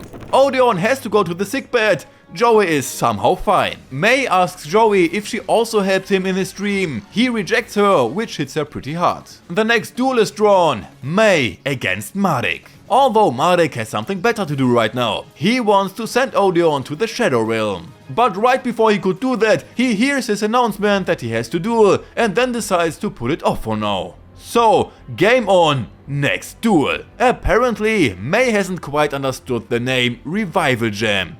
It revives. May still starts pretty well and hits hard, but Mardik counters pretty quickly, takes the lead and makes it even more exciting by turning the duel into a shadow game. From now on, every time a monster from one is destroyed, a part of the thoughts about a person is extinguished. Since May destroyed her own monster, which was controlled by Mardik, she loses her thoughts about Tia first. And it's not just forgetting. She can't even see her anymore! Mardik also loses his first monster and forgets Krillin on crack, which obviously doesn't bother him at all. He brings his monster back strengthened, destroys May's monster, and she loses her memory of Joey. She used to be always alone until she met our friends at Duelist Kingdom. Lucky for her, Yugi's came by and reminds her that they are always there for her. May now sacrifices her monster to snatch Ra away from Mardik. This already removes the greatest threat. Arcana is erased from Mardik's thoughts. May summons 3 harpies,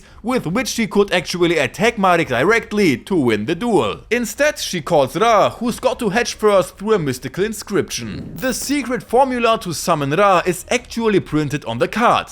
Only it's written in ancient Egypt, which May unfortunately skipped at school. And as luck would have it, Mardik knows the chant by heart and recites it aloud to take control of Ra, after he physically locked May's arms and legs with arms and legs bind. How is she supposed to do like that? Mardik wants to end the duel and attacks directly with Ra, but Joey won't let that happen. He rushes over to her and tries to get her out of it. He tells her that she was in his dream too, so she remembers him again. And if Yugi hadn't jumped in, Ra's attack would have killed both of them. Mardik wins, so off to the Shadow Realm with May. Her worst nightmare or something seems to be that she's hanging in an hourglass in the air while sand runs down and she can watch her friends having fun.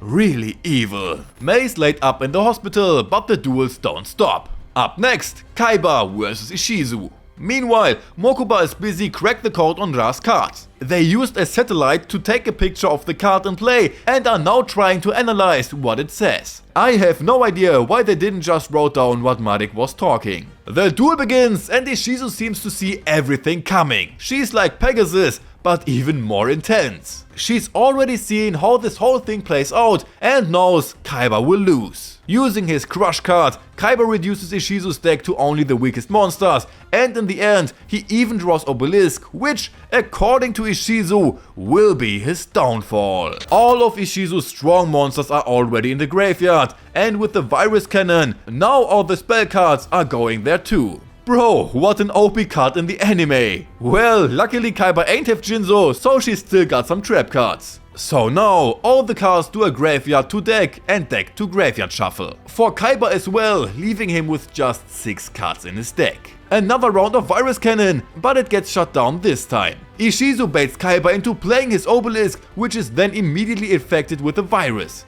If Kaiba attacks, he's done for. But then Mardik's rod lights up, Kaiba gets hit with some ancient flashbacks and decides to trust his OG Blue Eyes. Direct attack, Kaiba wins. The future has changed. Mokuba doesn't even need to translate the card, Kaiba can simply read it himself without knowing the language at all. As a child, Mardik made an unauthorized trip outside, which made his father somewhat angry. So he beat up Odeon, which brought out the dark side in Mardik, who then killed his father with a Millennium Rod. Through Odeon's words and his closeness, Mardik became somewhat normal again. So much for the past. Fast forward to now, Ishizu hands over Yugi her necklace. The good Marik within Tia brings the ring back to Bakura so he can join forces to drive out the evil Marik. So, on to the duel. Joey has a nightmare about Mei, just wanted to mention that. But the real action's going down between Bakura and Marik, who are dueling on the rooftop. That's, you guessed it, another shadow game. This time, losing life points means you literally start vanishing into thin air. Bakura sacrifices some life points to bring back 3 monsters from his graveyard, as Marik gets his Ra from his deck just to swipe it for himself with card exchange. Not too shabby, especially since good guy Marik can read the card's text. Well, if Kaiba can do it, then Yami Bakura should be able to do it as well.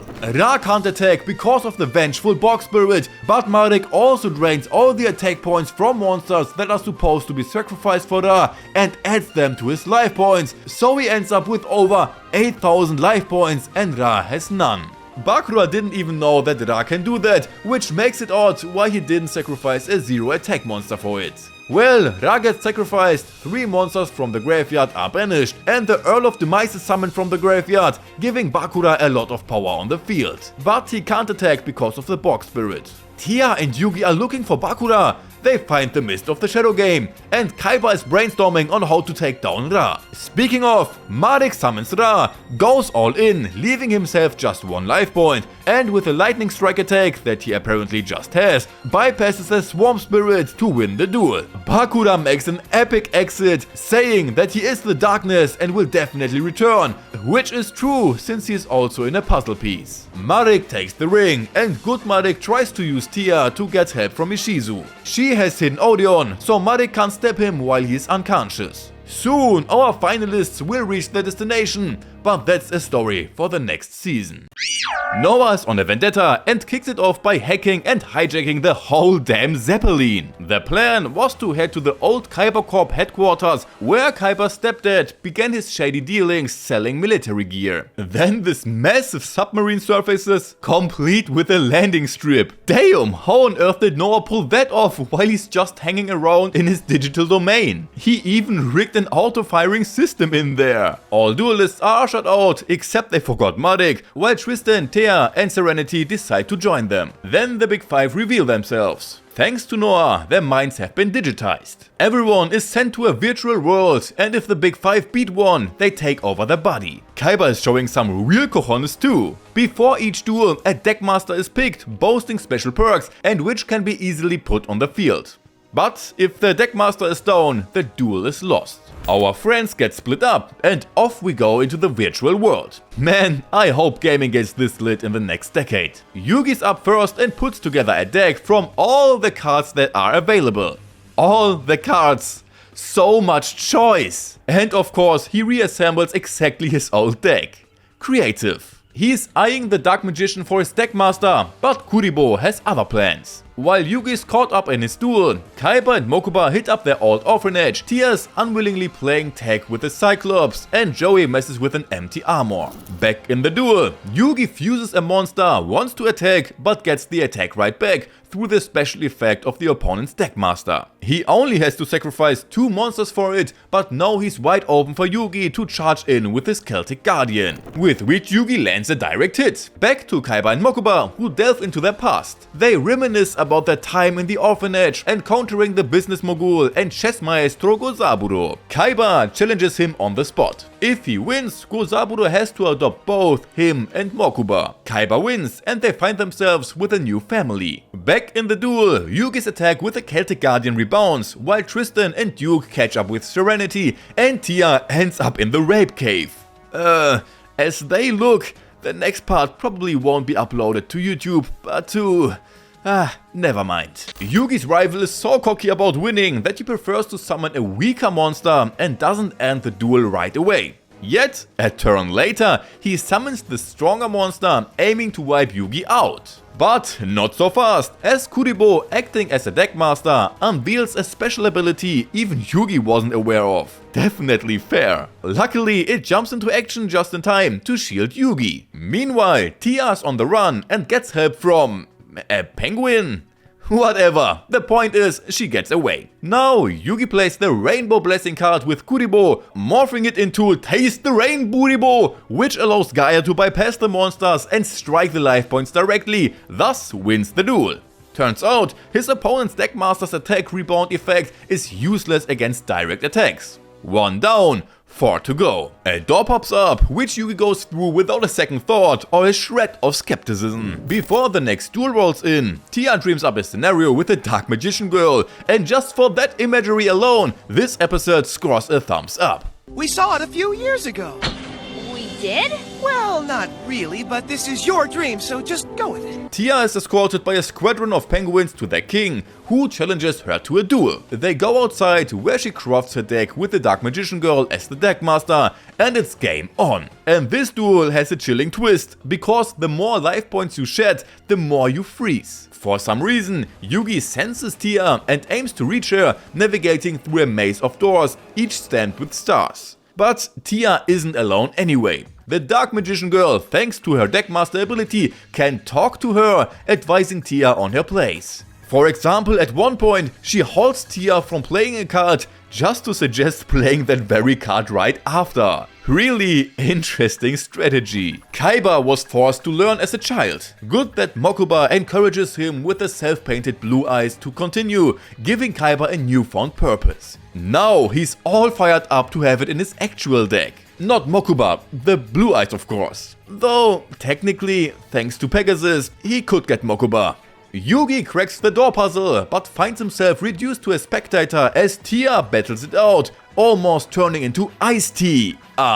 Dark Magician Girl hits the field, pulls off her second ability, letting Tia draw 1 of 4 cards, which she plays to summon Yugi's Dark Magician onto the battlefield, thus winning the duel and putting the penguin on ice. Now Yugi and Tia are back together, with 2 down and 3 to go from the big 5, which pisses Noah slightly off. So it's on to minion number 3, who squares off against Joey. They hit the courtroom, craft their decks, with Joey appointing the Flame Swordsman as his lawyer. The trial is on. By Joey's second turn, he's already shredding more than half of his rival's life points. It's probably the Deckmaster's ability of Judgment that's keeping the opponent in the game. For 1000 life points, he can obliterate all of Joey's monsters, dealing Joey a painful 500 damage per card destroyed. If he had a half-decent deck, Joey would be in real trouble. Now Tia and Yugi are roped in as Duros. A fusion monster makes an entrance, armed with a spell card that provides 800 life points whenever Joey loses life points. Joey is aiming to shield his Panther Warrior with Skull Dice and would have nailed a solid 6 if it weren't for his opponent's cheating, tweaking the dice to a 1. Of course, Yugi notices this immediately, as he knows all about cheating. Joey tries his luck again with the Graceful Dice, which is exchanged again. All the more risky is Joey's next card, Gambling. As Joey flips a coin, the opponent rigs it yet again, and Joey screws up. His field is completely empty. Things doesn't look good. Until Noah steps in, halting the duel as he's got zero tolerance for cheating. Objection! Joey is keen on pushing forward, fair and square. Genius. He draws 2 cards with Pot of Greed, equips his swordsman with a spell card, pulls off some mind games on his opponent, and against all odds, gets the victory. 3 down, 2 remain. Joey's breaking a sweat over the thought of his sister getting roped into a duel. But chill, Joey, Tristan and Duke are still there. They are all dueling together. Everyone builds a deck, chooses a Deckmaster, a pit is opened with Acid, ready to engulf anyone who interacts with the others. Serenity fucks up turn after turn, so the other 2 have to make up for it. They are taking their turns back to back before Robo-Captain gets another shot. And even despite this, he has permanent control over the duel and even manages to kick Tristan out of the game since he protected Serenity over and over again.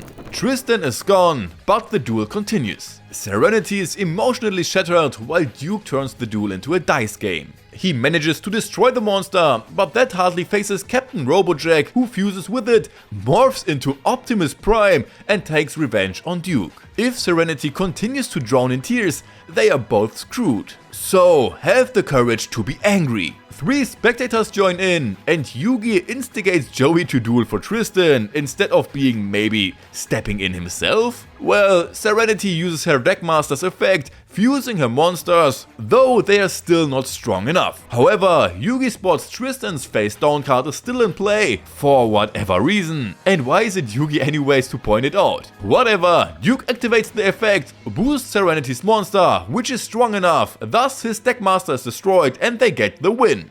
4 down, just 1 more to go.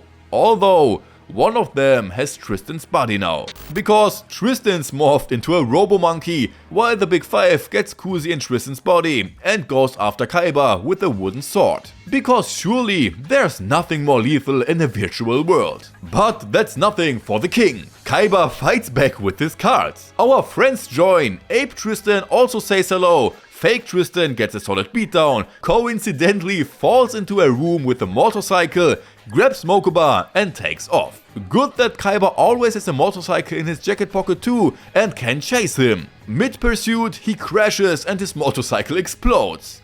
Mokuba is picked up by Noah, who together watches Kaiba's duel. Deck selected Lord of Dragons as Deckmaster, up against possibly the toughest Deckmaster, Jinzo. That means Kaiba's trap cards are a no-go and taking down Jinzo is a lost cause as he's nowhere on the field. Flashback to young Kaiba turning 10 million into 100 million in a single day by snagging 51% of a company that treasured its employees like family. He then planned to tank the working conditions so bad that the old boss would buy back the 51% stake for 100 million. But today, Kaiba has a bigger problem. He now faces the satellite monster in a duel. The friend stumbles upon a virtual car, figures out that the monkey is indeed Tristan, and they roll up to Kaiba's spot. Thanks to Imperial Order, Kaiba can't activate any spell cards as well. Kaiba also can't attack the satellite since it hovers 380 kilometers up in the sky, way out of reach of any other monster. As a kid, Kaiba instigates a fight with Mokuba so he could take over the company, a scheme that paid off. Back in the duel, things go pretty well too. Kaiba sacrifices 2 monsters to summon his Blue Eyes as it's the only monster that can reach the 380 kilometers high satellite. And while Kaiba is still on the street because he was dueling 1 second ago, Noah gets a virtual Kaiba to insult Mokuba, hurting his feelings so that he listens to Noah from now on. Mokuba is dumb as fuck, man. Kaiba runs after him, Tia and Yugi too, while the rest hang back with the car. And what's Marek up to? He's chilling at the Zeppelin, but now he wants to join because it's taking him too long. Too bad one of the doors is locked. The Big Five, who lost their duels, try to skip the duels and get the bodies by force. Yugi and Tia catch up with Kaiba, who's about to get a dose of Noah's backstory. He is Kosaburo's biological son, who now sends the low 4 losers to oblivion for trying to sidestep his rules again. Yugi and the others reunite with Joey and the others, while the Big Five are fighting over Tristan's body. Everyone is now inside him. Yeah. The 5 of them facing now off against Joey and Yugi. If they win, each of the 5 get a body. If they lose, Tristan's set free. But fake Tristan got 8000 life points and the ability to swap out the Deckmasters on a whim depending on who is playing. While the Penguin, out of all, duels for the longest period of time and therefore can't do that much, Kaiba's on a quest to track down Noah and the brainwashed Mokuba. Noah has virtually recreated Kaibaland, even though it's top secret and hasn't seen the light of day in the real world yet. He has even cloned the genius level security system. 1 checkmate and you're in. Lol. Back in the duel, Judgment springs into action, sacrificing 1000 life points to wipe the field clean. With no defense, Joey takes a beating. But from here on, however, Yugi and Joey take over a bit. They beat down the Big Five's life points hard. While Joey still got Jinzo and Yugi the Dark Magician Girl, the fake Tristan only has 1 spell card left, which he can use to summon a ritual monster. The Big Five go all in, sacrificing their Deckmasters to summon the 5-headed dragon. In order to stop this beast, Joey and Yugi must also use their Deckmasters. Yugi fuses them, attacks, using the effect so being able to get the Mirage Knight and destroy the 5-headed dragon with it. But they've got another trick up their sleeve. With the trap card, they get another dragon simply as a replacement deckmaster. Yet this new dragon's stay is short-lived, as it too heads to the graveyard after Joey changes Yugi's Dark Magician into a warrior type with the spell card and reinforces it with his Flame Swordsman. With the combined power of both deckmasters, they won the duel, reclaiming Tristan's body, even though they didn't want to give it back in the first place. Instead, Noah simply sucks up the body and exercises the Big Five as well. Kaiba drives a Blue Eyes train to Noah, while the rest pump their way in pursuit. By the time they roll in, Kaiba and Noah have already started dueling. This time, Kaiba tries it with the Kaiser Seahorse as his deckmaster, but luck's not on his side as he eats a direct attack, putting him on the back foot with his life points. Then Noah floods the field and shows up his deckmaster, Noah's Arc. Well, it's actually dubbed Shinato's Arc, although Noah's Arc would be much funnier. The Arc swallows all monsters in the graveyard. Every time Kaiba tries to attack Noah, he can get the monster from the Arc onto his field to save him. Post-accident, Gozaburo transferred Noah's mind into a computer. Noah got smarter, but also crazier. And now say goodbye to the Dino era and hello to Aisu Eiji. In return, the life points of both players halved. Which wasn't so smart since Noah was as good as down after losing his mammoth. Kaiba fuses two Thunder Dragons, attacks Noah, who once again tries to shield himself with monsters from the Arc. But a trap card would have dealt devastating damage and thus he would lose the duel. Why would have and would? Because now Noah's playing the Mokuba cards. Kaiba can't pull off the final attack because of Mokuba. Noah sacrifices all Arc monsters, boosting his life points by 500 per monster, bouncing back to 6000. Activating Black Hole, ending the Ice Age just because he can. Welcome to the modern era, which is not good for Kaiba. A little talk no jutsu and Mokuba is almost back to sanity. Summon the Blue Eyes and bam! Mokuba is back in the game, though Noah still has some life points left. But Kaiba's got this figured out. He activates last turn. Each picks a monster from their field. The monster standing wins it all. Kaiba takes the Blue Eyes, Noah takes the Arc, which is a spell card. It loses the first battle, but then evolves into a monster that is even stronger than the Blue Eyes. Kaiba and Mokuba are turned to stone, leaving Yugi to pick up the duel with a mere 400 life points. New cards, new chances. Yugi has no cards in his hands, nor on his field. Then he draws only Gazelle, who is immediately destroyed. Things look up with the Celtic Guardian, at least till Ashura was able to destroy it. Even the Cyber Jar bites the dust, which should have wrecked Noah's Deckmaster again, but nah, he just withdraws him. In return, it can't re-enter the field. Yugi now summons his Dark Magician and lands a direct hit. But against the Yamata Dragon, however, his run ends. Lucky for Yugi that it always goes back to the hand at the end of the turn. He buys some time with the lightsabers and builds up some monsters as defense, till Kuribo is forced into attack mode and the Yamata Dragon is back to attack Kuribo. But Yugi is not out of the game, because thanks to a trap card, Yugi was able to dodge it once again. One by one, Yugi's friends are turned to stone. That angers Yugi a bit, and as we know, he shouldn't make Yugi angry. He now summons Dark Magician Girl, Dark Magician and Magician of Black Chaos, who attack together, in which the Dark Magician Girl gets destroyed by a trap. Dark Magician is also stolen and sacrificed by Noah, and with that monster, even the Magician of Black Chaos says goodbye. On the ground, recharge some power of friendship, heart of cards, and let's go! Monster Reborn fuse the Blue Eyes with the other two, arms the Ultimate Dragon with quick attacks so he can attack, and with a defusion let all three separate Blue Eyes attack again and thus end the duel. But Noah can't accept that he has lost and wants to take over Yugi's body by force. But the Pharaoh in Yugi proves to be a bit too strong for him. By the way, all real bodies have been encased in capsules this whole time. Gozaburo joins in, who actually wanted to put Noah into Kaiba's body, then wanted Kaiba's body for himself, and now in the end he wants to digitize the entire world. Meanwhile, it seems Madic's been standing in front of the sealed door the whole time, but now the search for the others resumes. Noah splits everyone up, gets Mokuba's body and is finally free again. Our friends inside want to get out. Noah wants to destroy the satellite and Kaiba wants to defeat Gozaburo in a duel. Noah can't do anything anymore because Madik just blew everything up. The reserve goes on. Mokuba wants to destroy the main computer and sets a timer for 30 minutes, which he instantly regrets and wants to stop it again. But he can't since Madik has destroyed the computer. Meanwhile, the duel starts. Gozaburo throws 4 pieces of Exodia into his graveyard and throws the last one in there too. Contract with Exodia costs him 2000 life points, but in return he summons Exodia Necros. This beast just keeps leveling up with each fight.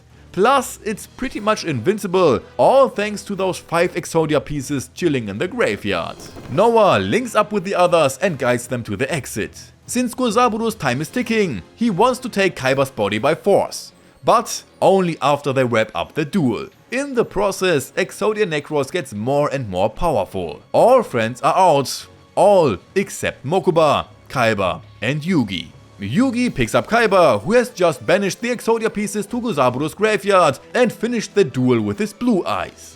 Gozaburo, being a sore loser, tries to grab the body by force again, but fails to do so because Kaiba escaped with Yugi. Noah changed places with Mokuba, who gets blown to bits along with Gozaburo, while the rest make a narrow escape on the Zeppelin at the last second. That's it for the fillers. Now onto the grand finale.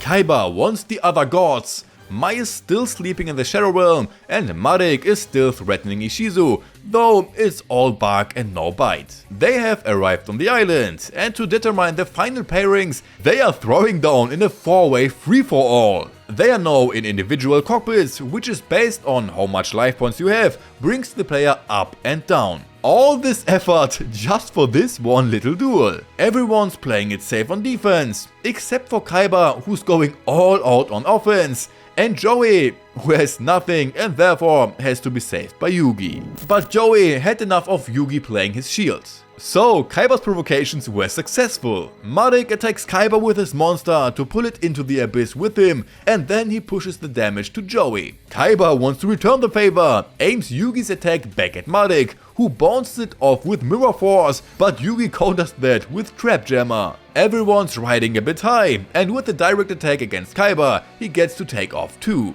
That must have hit the sweet spot for Joey. Kaiba now has to let out some frustration and attacks Madik directly. He then reduces Gearfried's attack points to land a hit on him.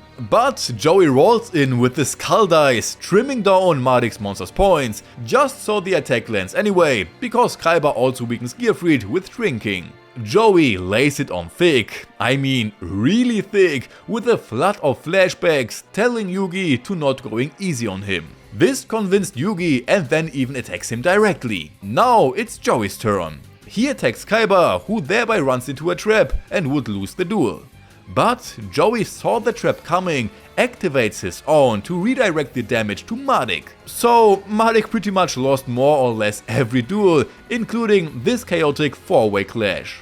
Next to bite the dust is Joey, knocked out by Kaiba. So we have got the semifinals, Madik against Joey and Kaiba against Yugi.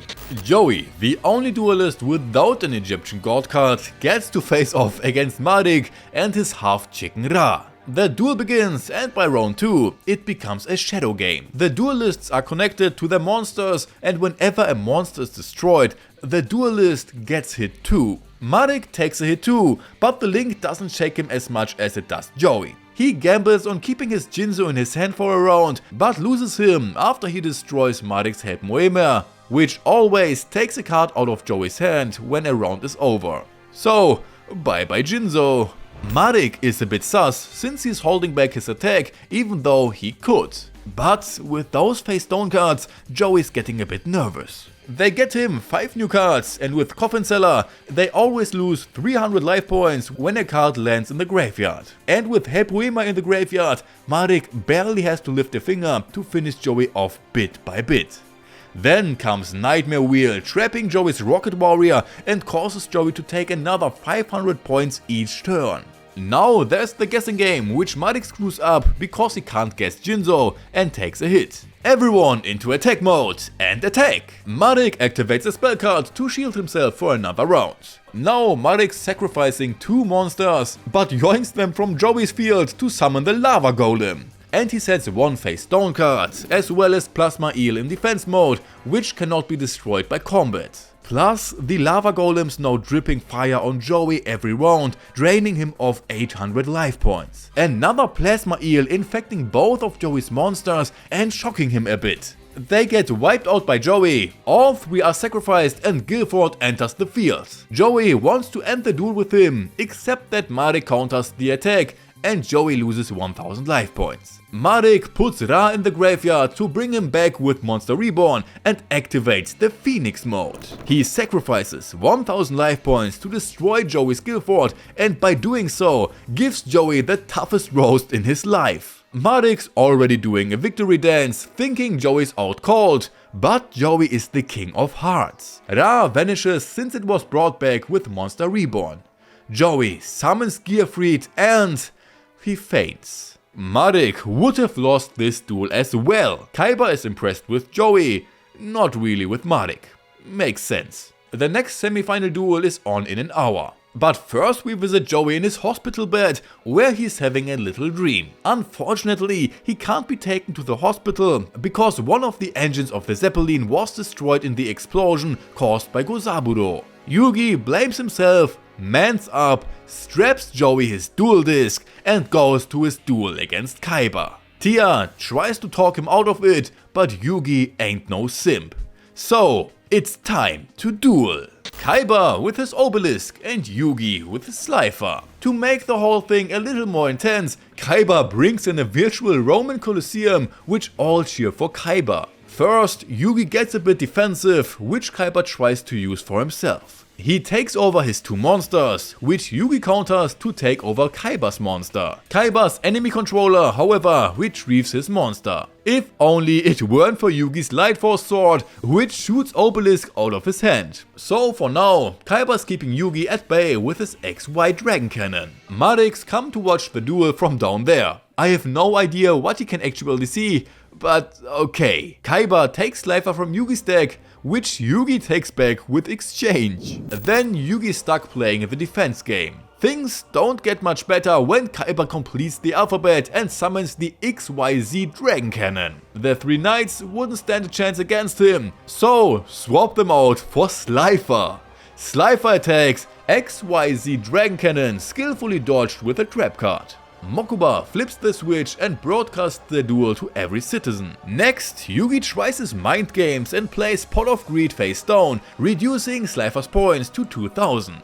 Next, Slifer is face to face with his brother Obelisk. So, the godly showdown finally starts. The almighty Obelisk gets a taste of Slifer's second mouth, though just for this round. Next one, he's back to his old self. For whatever reason. But with Pot of Greed, Slifer gets 5000 attack points, so it's even higher than Obelisk anyway. Nothing's stopping the attack now. Oh wait, a trap card. Yugi makes some hand refresh moves to pump Slifer to 6000, and after Kaiba protects 2 monsters to sacrifice them for Obelisk, who bulldozes through stuff like Mirror Force, but hits a wall with Kuribo. Slifer attacks again, who again faces a trap card which weakens Slifer by 3000. But Yugi ain't done. With Necromancy, he stuffs Kaiba's field only to wipe it clean with Slifer's second effect, dropping 2400 of Obelisk's attack points. Obelisk bulks up again though, giving Slifer a bombshell, which Yugi repels again. Bro! Electromagnetic Turtle deflects Obelisk's blow. Then attack again. Yugi gambles a bit and draws just the right one, giving Slifer 6000 points again. But thanks to Kaiba, only 4000, so both gold cards shoot each other out of the game and let all the screens of the city explode. The Millennium Rod activates, Kaiba and Yugi are taken by the light of the gods and off they go into the past. Which doesn't look very comfortable. There they meet a petrified Slifer and Obelisk. Watch the duel between Pharaoh Yugi and Priest Seto, where we can also see the classic Blue Eyes vs Dark Magician duel. So we see them standing in front of each other, then the class trip is already over. Kaiba's still not buying the whole past life connection thing. Back in the real duel, Kaiba summons the one and only Blue Eyes White Dragon and the Lord of Dragons, leaving Yugi with just the Dark Magician and Beta in defense position. Dark Magician attacks, Obelisk comes back, fends off the attack. Strong knee pain for Yugi. But hey, the Magician stays on the field because, I don't know. Tristan pulls Joey out of the bed and drags him to the window so he can see the duel too, up there on the tower. Passed out. Alright, I didn't even know he played through medicine. All the while Joey is dreaming about playing in another tournament. In the real tournament, Kaiba gets the Dragon Flute and with it 2 more Blue Eyes. All 3 attack. That's it for Yugi. At least if Joey didn't suddenly appear and reminds Yugi that he still has the heart of cheating. He doesn't let himself be told twice and immediately gets the red eyes onto the field because now the Dragon Flute suddenly works for both players. Then there's also Spell of the Mage, which protects the Dark Magician and destroys the Lord of Dragons. Beta says goodbye, and Yugi also protects the red eye from the last Blue Eyes with a spell. If only Joey could catch that his red eye just smoked a Blue Eyes. I think he just felt that moment because he suddenly woke up again. Joey is back and is even in top shape. He just dribbled out of the Shadow Realm with nothing but pure willpower. Kaiba wants to shorten the duel a bit. He plays Great Attack Command, switching all monsters to attack mode, and both players choose only 3 cards from their deck, which will make up the new, slightly reduced deck. Joey and the others run to Yugi to back him up. Kaiba retrieves the Destroyed Dragon, merges the 3, and once again Yugi faces the ultimate. Hopefully the 3 cards in Yugi's deck are the Mammoth, Fusion and the Arrow, though Double Spell does the trick. Yugi retrieves Buster Blader, fuses it with the Dark Magician to get the Dark Paladin, which is instantly attacked by Kaiba. Spell formula is countered with Spell Resolution and gives the points instead of the Paladin the ultimate. The second face down card is much better. Diffusion diffuses the ultimate back into 3 non-ultimates, which boosts the Paladin even more. Buff the Paladin with Wave of Confusion, destroying the 3 Blue Eyes and deciding the duel. So, Yugi is in the final. But first he is trying to get real with Kaiba. Friends are important and anger is evil. But Kaiba has no friends and doesn't want to have any. Yugi gets Obelisk, Joey challenges Kaiba to a duel for the 3rd, which of course he can't refuse. After all, Joey is talking about friendship all the time too. Tia, though, misses the show. Marix, pulling her strings now, sends her off to Ishizu. And actually, she's missing the good stuff. After all, Kaiba hits the Crush Card combo on Joey's first turn by shrinking his monster and infecting him with the virus. Jin gets summons, who wipes out 1800 of Joey's life points. Joey is already gambling again with his graceful dice to banish the Jin back into the bottle. While Joey continues to get hit from Kaiba, Madik freaks out on the dueling tower because the rod is all mean and won't show him the old pictures too, like it did for Kaiba and Yugi. So, off with the defective garbage. Oh, wait, didn't see that coming. Madik Tia now slaps Yami Madik, getting spotted by Yugi with his puzzle and runs after them. Kaiba summons his Blue Eyes, which would have almost decided the duel if it weren't for the scapegoats. In that time, Madik Tia makes the mistake number 1 by going short range with a long-ranged weapon. Loses the rod because of it, gets cornered and had to be saved by Ishizu, who's saved by Yugi. Madik ain't feeling it anymore, so he's holding out for the final. But first, let's settle who's Mr. 3rd place. Kaiba empties Joey's Monster Zone. Joey destroys Kaiba's Blue Eyes, which he brings back with Monster Reborn and takes a few points from Kaiba. But he also summons a Blue Eyes, which destroy each other, and then Kaiba gets one back again. Tia's back to reality. Yeah, whatever. Joey saves himself once again by giving himself some testo boost. But Kaiba's Blue Eyes ain't backing down, which Joey tries to get rid of with a Time Wizard. Again, just gambling, which he wins again. Baby Dragon gets old, the blue ice disappears, but it comes right back as Kaiba counters it with a trap. Kaiba summons the two-headed Thunder Dragon and together with the blue eyes, he drops Joey to 0. But Joey's not throwing the towel. Took a minor L this time, but hey, next round could be his. Ishizu talks to Kaiba a bit more and, together with Mokuba, convinces him to join in the finals of his own tournament and help Yugi defeat Marik. So Kaiba hands Yugi a spell card, the only ticket to beat Ra. Okay, Joey managed that without it. So did Mai, actually. But the final begins. Yugi with Slifer and Bobelisk against Marik with his Ra and of course the Shadow Realm.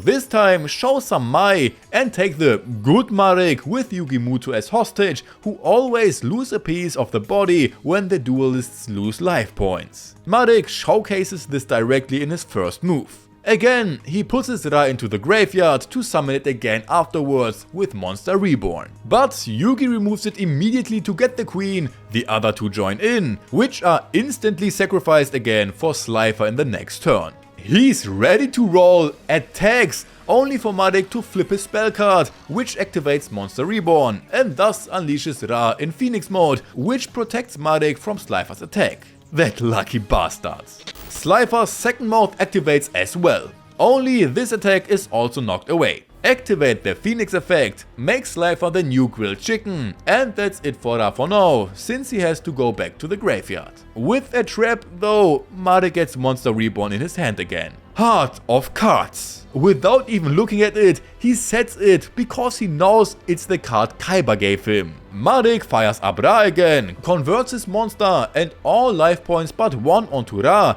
and attacks Yugi. Good thing Yugi really drew Kaiba's card. This one takes Marik's life points, so quickly take himself out again with diffusion and end up with more life points than when he started. Bye Ra, see you next time. Yugi multiplies the spell card to sacrifice it and to summon Obelisk. With those biceps, Yugi can't lose anymore. Immediately, Marik gets the Divine Fist directly on his life points. After that punch, Marik got only 700 life points left. 700 too many. But hey, at least good Marik is still alive. Marik summons Egyptian God Smile, which is weaker than Obelisk, but it is indestructible in combat after Marik fused it with his Revive Gem. With Gem defending, he now also blocks any attack with him and Yugi loses some life points as well. Oh, this doesn't look good. Luckily, good Marik comes along and tells Yugi to just ignore him. But Ishizu begs to rescue him. Bro, why should he? He was a bastard even without Yami Marik. Marik gets Monster Reborn in his hand again, and Odeon just ignores the Shadow Realm now. The Shadow Realm ain't the badass realm it used to be anymore. Tia is also allowed to be fully conscious again. She can now watch as Marik resummons Ra in Phoenix mode, and in exchange for 1000 life points, he wants to destroy Obelisk, which was saved by Slifer. And adios, Ra! But Marik's quick on the draw with the loyalty points coupon to march Ra back on the field again, this time transferring all but one of his life points to Ra. Now he has incredibly 699 attack points. Okay, with all his monsters that would be 6899 again. But would be because Yugi activates a spell card to destroy his God Slime. And since he got two monsters, he sacrifices them to activate Obelisk's effect, which now has infinite attack points. Except Marik fends it off by fusing his monsters with him and using a spell card to stop the attack. Ra attacks, Yugi counters with Magic Dimension, sacrificing Gazelle and Obelisk in return to summon his Dark Magician. Now Ragnarök is coming too, destroying all the monsters on Marik's side. And then Odeon comes by to talk to Marik. Gets beaten a few times by Yami Marik, when Marik then takes control. Perfect timing to get rid of Ra. Every monster in the book joins the party from the field, graveyard, deck and hand to take on the third Egyptian god card. That's it, Ra is down, Yami Marik is gone. That leaves good Marik with a single life point. He throws the towel, Yami Marik is now in his position, banishing him to the Shadow Realm forever.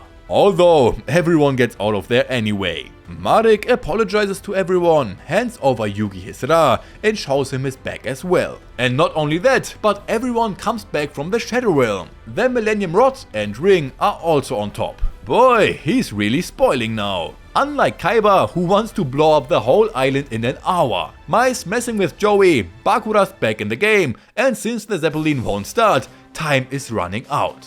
The destruction of Kaiba's past is the rebirth of his future, which he also promised Mokuba. Our friends fly away with the helicopter, without Mokuba and Kaiba. Just kidding, they are beyond pimps and are flying with the Blue Ice Jet. Saying farewell and off to the next destination. Yugi and the others split from Marik and the others. Yet, Yuke also hits the road solo, same as Mai, but Joey is not about to let her slip that easy. He asks her out, of course. Not. Yet, there's one last score to settle. The ultimate showdown that's left hanging. A face-off between Yugi and Joey that will remain a mystery. Tia leads Serenity through Battle City, giving us one flashback after another. So, in the end of the season, we just get a flashback episode, which was even called Flashback. Professor U's dive and Atlantis has been found. Also, our dino lover and insect lover find themselves wanting to get Yugi's God cards, but first they have to fight a guy with a monocle and a damn cool dual disc. In the meantime, Yugi skips school to go to the museum. Just before he gets to the museum, he meets up with his friends who were looking for him after school. Playing hooky has really paid off. So now they all go to the museum to hold up the 3 God cards, only that someone teased the Pharaoh again and activate a curse. The plate turns to ice, dual monsters come to life. Boy, does the Pharaoh have more enemies than Hitler. The Kaiba Corporation has no idea what's going on. Rex and Weevil stand around stoned as fuck on the sidewalk. In the evening, the 3 God cards are stolen by bikers, quickly jogging after the motorcycles. So either the motorcycles are driving really slow, or our friends are faster than Kizaru. Arrived, the man with the monocle jumps from the crane and forces Yugi to a duel with a fair deal. If Yugi wins, he gets his card back. If he loses his soul. That's because the Seal of Orichalcos is activated. And as a result, Yugi can't get out and the monsters from the Monocle Head increase by 500 attack points. On the second turn, Yugi already has Valkyrion on his field, but Monocle Head treats himself with fucking Obelisk, which can be controlled by him thanks to Orichalcos. Despite Monocle, the opponent suddenly sees double. In addition, there's now talk of a super strong monster that will resurrect, but they'll have to collect some souls to do so, just like they did with Weevil and Rex. Yugi gets his 3 Magnet Warriors back and sends them one by one into a suicide attack to take Obelisk with them as well. Get Dark Magician on the field, who can't get through with his attacks because the Monocle Mongo gets 6 monsters on the field. Thanks to Orichalcos, he can control up to 10 monsters. Dust Tornado doesn't do anything against the seal either. The Dark Magician Girl in combination with Wave of Confusion does. With it, he destroys all monsters and wins the duel. Only there is no Obelisk for winning. He throws it to the other 3, his soul is taken, but at least Weevil and Rex get their souls back. They are now questioned first. Rebecca comes by, turns on Yugi and brings our friends to her grandfather. Professor Grandfather tells about his Atlantis discovery, which means that Dual Monster has existed much longer than ancient Egypt. Yugi gives the professor an amulet. The 3 God cards arrive to the new opponent Darts, who has heterochromia and apparently doesn't like bad weather. Meanwhile, Yugi is just dreaming about 3 frozen dragons and the Dark Magician Girl. Yeah, who doesn't, if you know what I mean. The world of humans and the world of monsters is in danger. To save the world, Yugi gets help from the dragon Timaeus, which he frees with a sword pull. Back in the city, the Leviathan shows off his eye, attacks Yugi, who with Timaeus at his side can push it back. Now it was only 1 eye and accordingly weak. But what if it soon becomes more? Our friends are puzzling over Timaeus and what's just going on in general. Yugi gets mail from Pegasus with a map and a VHS tape. Ah, This brings back memories. He knows who the trigger is, but doesn't want to say anything specific. They'll have to come in person for that. Weevil and Rex hear everything and want to go to Pegasus first in the hopes to get good cards. But Darls also sends his 3 disciples to him. That actually wasn't necessary, after all Mai has already finished him off. By private jet they start their journey to Pegasus. Weevil and Rex smuggle themselves along in the luggage. And even Kaiba makes his way to Pegasus because he has bought almost half of his shares. First, through the over 6 steel door, open a locker, there open a suitcase and get his deck with Duel Disk. Off into the White Dragon Jet and on to the party in Duelist Kingdom. Apparently it's not going to Duelist Kingdom after all, but to San Francisco near the Golden Gate Bridge. Or the Duelist Kingdom is nearby or something. Kaiba has already arrived and wants to duel Pegasus. And as you can guess, Pegasus quickly activates Toon World again. That means Blue Eyes against Toon Blue Eyes. Well, to attack Kaiba directly, he had to sacrifice him for the Dark Magician Girl. Kaiba destroys the Toon World, whereby Pegasus shows his true face. For Pegasus is not Pegasus at all, but Alistar, who levels the duel with Seal of Orichalcos. Alistar summoned Golak, who not only gets 500 attack points for every fire monster on the field, but every monster he destroys also comes back to his side as a fire monster. For a 4-star, this bro is really strong. Apparently, Alistar lost his brother because of the weapons Kaiba's stepfather Gozaburu sold. All he has left of his brother is a broken action figure, and that's basically how he got to darts. Logically, he now wants to take revenge on Kaiba, even though he hates Gozaburu just as much. Kaiba has only 400 life points left. But no big deal. A bit of combining and the White Paladin and the Blue Eyes are there for him, which can clean up a bit, and the Paladin is also traded for a second Blue Eyes. However, Alistar manages not only to destroy the two, but also to get him back onto his side along with Golak. Now it's Kaiba's turn with the Crystal Dragon's LSD trip and their freeze Critias, which he immediately draws and activates. It fuses with the Crush card, destroys all monsters and at least got a draw out of it. Alistar disappears, Kaiba got a new card. Our friends are abandoned at an old abandoned gas station. Duelist Kingdom is really not what it used to be. Then a lot of motorcyclists come by and surrounded our friends and want to show them the famous Iron Bar massage. Mai comes, throws her cards at the attackers and thus saves our friends. Kaiba flies away again, Duke picks Rex and Weevil up and together they go to the main place of Industrial Illusion, where just Yugi and Co have arrived. Inside they were expected from nobody. Then they are also put into cages and Mai comes crashing down with a motorcycle. She has defeated Pegasus in a duel with the Seal of Orichalcos and thus stole his soul. And she is not alone. The other 2 bikers are also still at it. Mai duels against Joey. Or rather, she just draws without shuffling a deck, already playing Seal of Orichalcos and her Harpier without Joey even activating his duel disc. Even Yugi can't destroy the seal with his puzzle. The only thing that helps is a duel, where Joey gets hit hard pretty quickly at the beginning. Will Joey win and save his soul or lose to save my soul? In the process, Mai has a stronger deck than she had in Battle City, which also pretty much drives Joey into a corner. Mai does it all and has gone to the dark side because she wasn't as famed and accepted as the top duelist as Yugi, Kaiba or Joey. And just before she completely gave up, she lost a duel to get another chance. And most importantly, to get stronger, which also worked out pretty well. But Joey also has only 200 life points left. And just before Joey gave up, he was reminded again by Yugi of the heart of the cards. And so, it can go on. Joey finally fights back and seems to have realized how to bypass the seal, except the effect has been nullified. Duke arrives and wants to figure out a way to get them back out of the building. But Joey needs a damn miracle to be able to turn the whole thing around. So it's back to the dragon sculptures, where Joey pulls out a sword too and frees the dragon Hermos with it and also draws him immediately. Joey now knows again how to destroy the seal. He fuses his Wizard of the Time with his Hermos and gets a hammer. Equip the Mega Cyber with it and attack! Now each of Mai's monsters gets a number above its head and gets sucked into a hole. Except that even Joey has no idea what just happened. Finally, Joey can pull off a direct attack. The Harpier's pet dragon comes back, but is destroyed with the help of the Skull Dice. Mai is about to lose, so Valen breaks the seal with his ring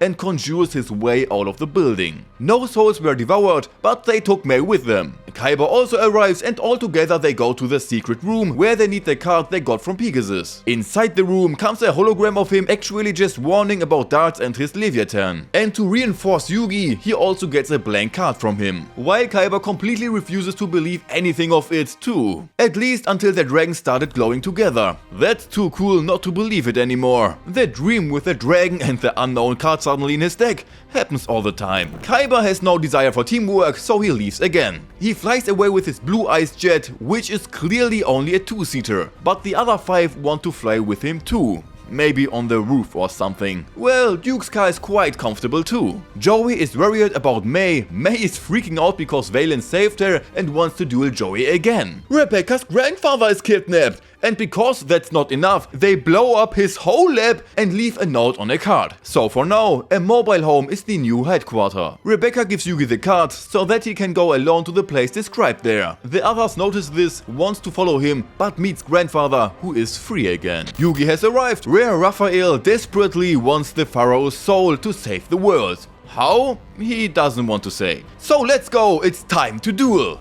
Raphael strikes hard with his Guardian card and tells us something about his tragic past for the rest of the episode. A cruise ship broke down where he lost his family because it was destroyed by a giant wave. Only Raphael was washed up on an island and was then able to vacation there in peace with his 3 Guardian cards for a while, trying to reach an imaginary island with a raft, being caught by a wave again and thus making the first contact with Darts and Atlantis. But first, Raphael had to go back to civilization to see how bad mankind really is. Darts came back to get him on his team and now here we are dueling with the Pharaoh, where Yugi has 5 Kuribus, fused them to align with it absolutely not at all. If the 5 Kuribo are together, they can repel an attack without suffering any casualties. Again, Kuribabylon is summoned, sacrificed for the Dark Magician Girl to fuse her with his Timaeus. A monster is destroyed, Raphael retrieves it for measly 1000 points. And now a short history lesson with Raphael. 5000 years ago, before the Pharaoh ever ruled, there were only good and evil people in the world who fought each other. One side had the seal of Orichalcus, you can guess which side it was. The war continues even today with Raphael, Darts and others because they want the good guys to win. For that they sacrificed almost all human souls for a monster who is supposed to set everything right again. Sounds trustworthy for me. With exchange, Raphael gives Yugi the seal of Orichalcus, who also refuses to play the card at first, but then sees no other way to win the duel after his Timaeus is frozen. Except that without the seal, no one would lose their soul either. Well, it's too late now. Timaeus was freed by the seal, but he doesn't really like it and simply disappears. Anyway, Yugi now gets one monster after the other, which of course are all strengthened by Orichalcus. But since Yugi is possessed too, he sacrifices all monsters of him without consideration. The Dark Magician, the Dark Magician Girl, all that matters is to decimate Raphael's life points. Only 100 life points are left when he brings Eatos onto the field, reinforces it with the monsters in Yugi's graveyard and ends the duel with 10,000 attack points. And because the seal of Orichalcus was active, cause a genius had to activate it, he loses his soul. Well, actually Yugi Muto goes in his place. Orichalcus gun again, chain gun too, and off with the helicopter. That leaves only Yami Yugi, who can't believe what he just did and what he sacrificed to do it. Rex and Revel jump on the helicopter and fly with Raphael. Our friends come back and have to explain to the others that Yugi's soul is gone just because Yami screwed up. And that's why he's pretty depressed right now. In the meantime, Rex and Weevil get to know Darts. Then Raphael realizes that he didn't get the Pharaoh, but the soul of Yugi Muto. Too bad. Good know that Weevil and Rex are with him. After a successful little entrance test, they not only get the seal of Orichalcus, but they can also put together a deck from all the cards to test their strength against Yami and Joey. To learn more about Atlantis and its history, the professor has to go to Florida. But how to get there? That's where Kaiba comes in play. They call him, telling him that Yugi lost, which made him more than mad and so hung up on him. So they have to take the train to Florida. The journey starts for Yami, Joey, Tristan and Tia. She tries to cheer Yami up, only he stays true to the deep remote and just leaves. Not only is he gone, but all the other guests are gone too. All of them except for Yami and his friends. A wagon comes loose, separating Yami and Tia from Tristan and Joey, who run into Weevil and Rex. It's time to duel! Yami against Weevil and Joey against Rex. Where again, before Joey has even agreed, Rex immediately plays the Seal of Orichalcos. Just like Weevil plays it right on the first turn. The only difference is that Yami is really up for the duel. Weevil starts off normally with his insects, while Rex tries it with his dinos. But with the new insects, Weevil has become even more dangerous. He now can attack Yami directly because his Celtic Guardian is infected. Also, he can't attack Weevil because of the insect barrier. The infected Celtic Guardian is wrapped in a cocoon, and the newly summoned Gaia Dragon Champion becomes an insect duel to a trap, so he can't attack either. And Joey struggles too. Rex plays one monster after another, can attack Joey directly once thanks to an effect of a monster, destroys his Panther Warrior, but stays in the duel thanks to the scapegoats. Weevil gets the Insect Queen and destroys the Dragon Champion. Back with Joey, Rex now attacks the others with his monsters, although he could attack directly with one to end the duel, but he probably doesn't want to, or it only works once, which would be pretty weird. Joey relies on his luck once again, gets his Red-Eyed Dragon, pimps it up and destroys the first monster of Rex. And why do they risk their souls, you ask? Because they were super famous before the Duelist Kingdom tournament, and after that they weren't anymore. So they want revenge. And what's the best way to do that? With the Tyrant Dragon, of course. Weevil loses his Insect Queen, gets another monster for it, only for Yami to stand there empty. Or rather, only with his cocoon, from which the poison butterfly hatches. Joey gets the Red Eye destroyed to get him back without his armor, and Gearfried gets rid of his armor too. Next comes Hermos, and for Yami Timaeus. Only that Timaeus doesn't like Yami anymore, because he's still offended by the Orichalcos move. With Joey, it works better. He fuses his Hermos with the Red Eye to summon the Dragon Sword, destroying the Tyrant Dragon with it and also blowing Rex away together with his soul with a direct attack. One down, one to go. Who just provokes Yami badly, and he shouldn't have done that. Yugi uses the effect of Breaker, destroys a spell card to attack directly. And not only once, thanks to the spell card Berserk Soul, Breaker gets to attack for so long for any monster that he draws with 1500 or more attack points. And he attacks, and attacks, and attacks,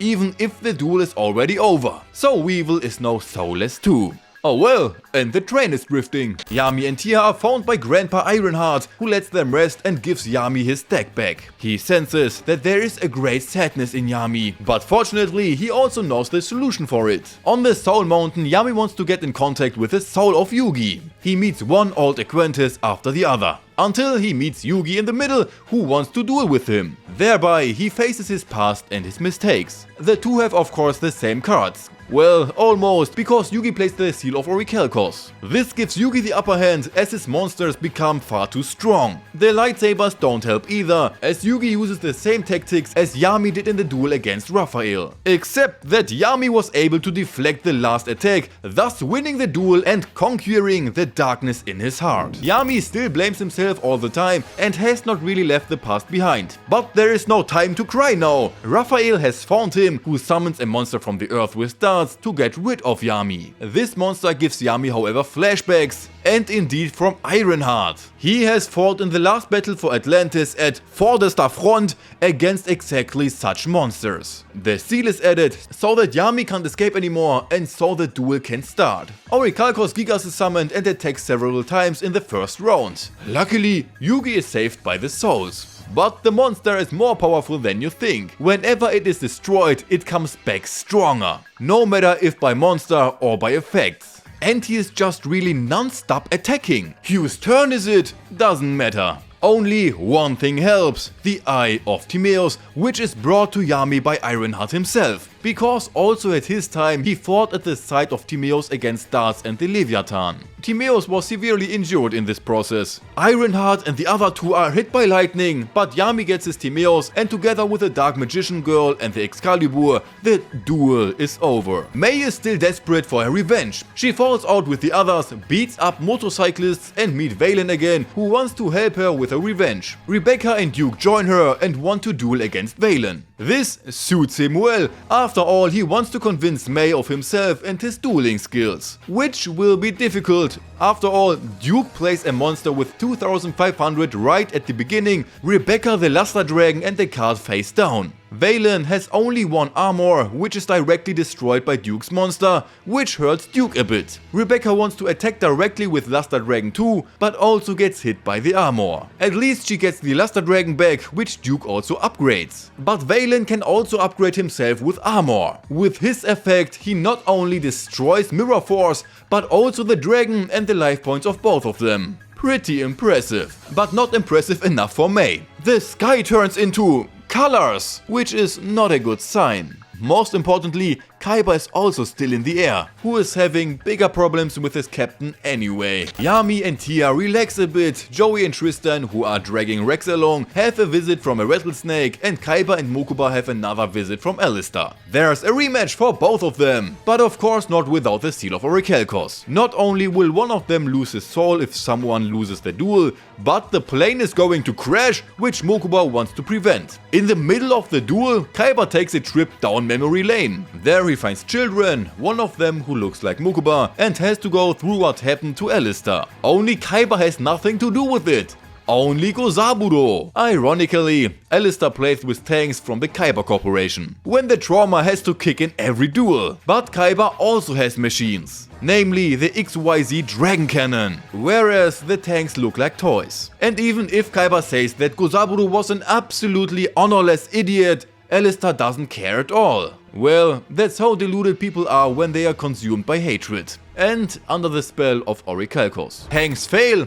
Good, then continue with soldiers, who could even get rid of the XYZ Dragon Cannon with the help of a trap. Then, with a spell card, he summons a big ass fortress while Mokuba saves the plane from crashing. The fortress almost knocks Kaiba out. Only the Blue Eyes White Dragon can help. Before Alistar attacks the Blue Eyes with his fortress, Kaiba holds the mirror before him. Because would Alistar still want to destroy this evil mankind if his brother would still be alive? Well, he doesn't manage to destroy the Blue Eyes anyway, as Kaiba reinforces it and uses it to blow a hole in the fortress. Kaiba has only one move left before the plane crashes again. So it's time for Critias, which he fuses with his trap to fuse it together with his Blue Eyes to end the duel. That's it with Alistar's soul. Quickly the plane is emergency landed with the help of Timeos, Critias and Hermos, so that everyone is united again. And then the Kaiba Corporation is by the way swallowed by Darts now fully. The bodyguards still stay on Kaiba's side. Together they want to pay Darts a visit, who's just getting serious. He has scattered stones all over the world in order to bring monsters to life, which are supposed to kill all humans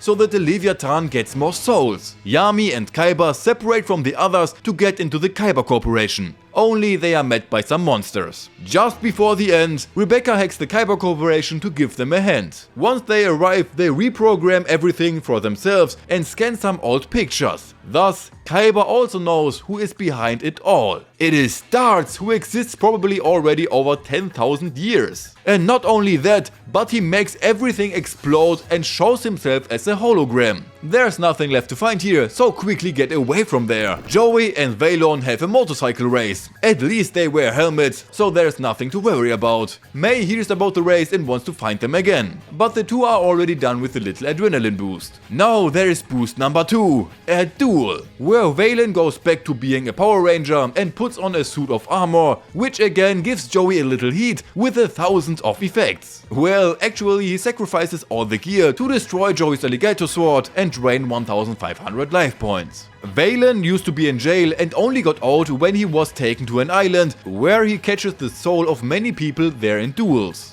Due to this exceptionally strong performance, he was included in Dart's team. Yami, Kaiba and the others are surrounded. Maybe Timeos and Critias will help. Joey tries to impress Valen with his damn whack monsters. Valen activates the Seal of Orichalcos and builds a spacesuit again, only this time with a different fist. This time he even manages to destroy one of Joey's monsters without blowing up his whole armor. He even manages to block an attack from Jinzo without losing everything. Yugi and the others have destroyed the monsters and now want to find Joey. Only Kaiba doesn't want to give the data of his tracking system for the dual discs and leaves again. Joey loses his Jinzo again for a few parts of Valen's armor, but he gets them back anyway and even strengthens his helmet. It's good that Joey has an ace up his sleeves too, namely the good old Hermos. Rebecca cracks Kaiba's tracking system, finds out where Joey is dueling, so Yami, Tristan and Tia smoothly jog there. Joey fuses his Hermos with his Rocket Warrior to create a bazooka and uses it to blast Valen's armor. However, the duel is not over yet. Valen now duplicates Joey's bazooka and equips himself again with 2 pieces of armor to destroy Joey's monster. But he doesn't give up yet either. Kaiba now wants to go straight to darts. He just gets into a car at a dealer, gives the seller a check for 500,000 and drives off. What a chat. Again, Valen equips himself with a part and attacks. Only now Joey also gets a suit and saves himself with it. Joey now combines his red eye with his armor to attack. Only Valen sacrifices a part again to save himself.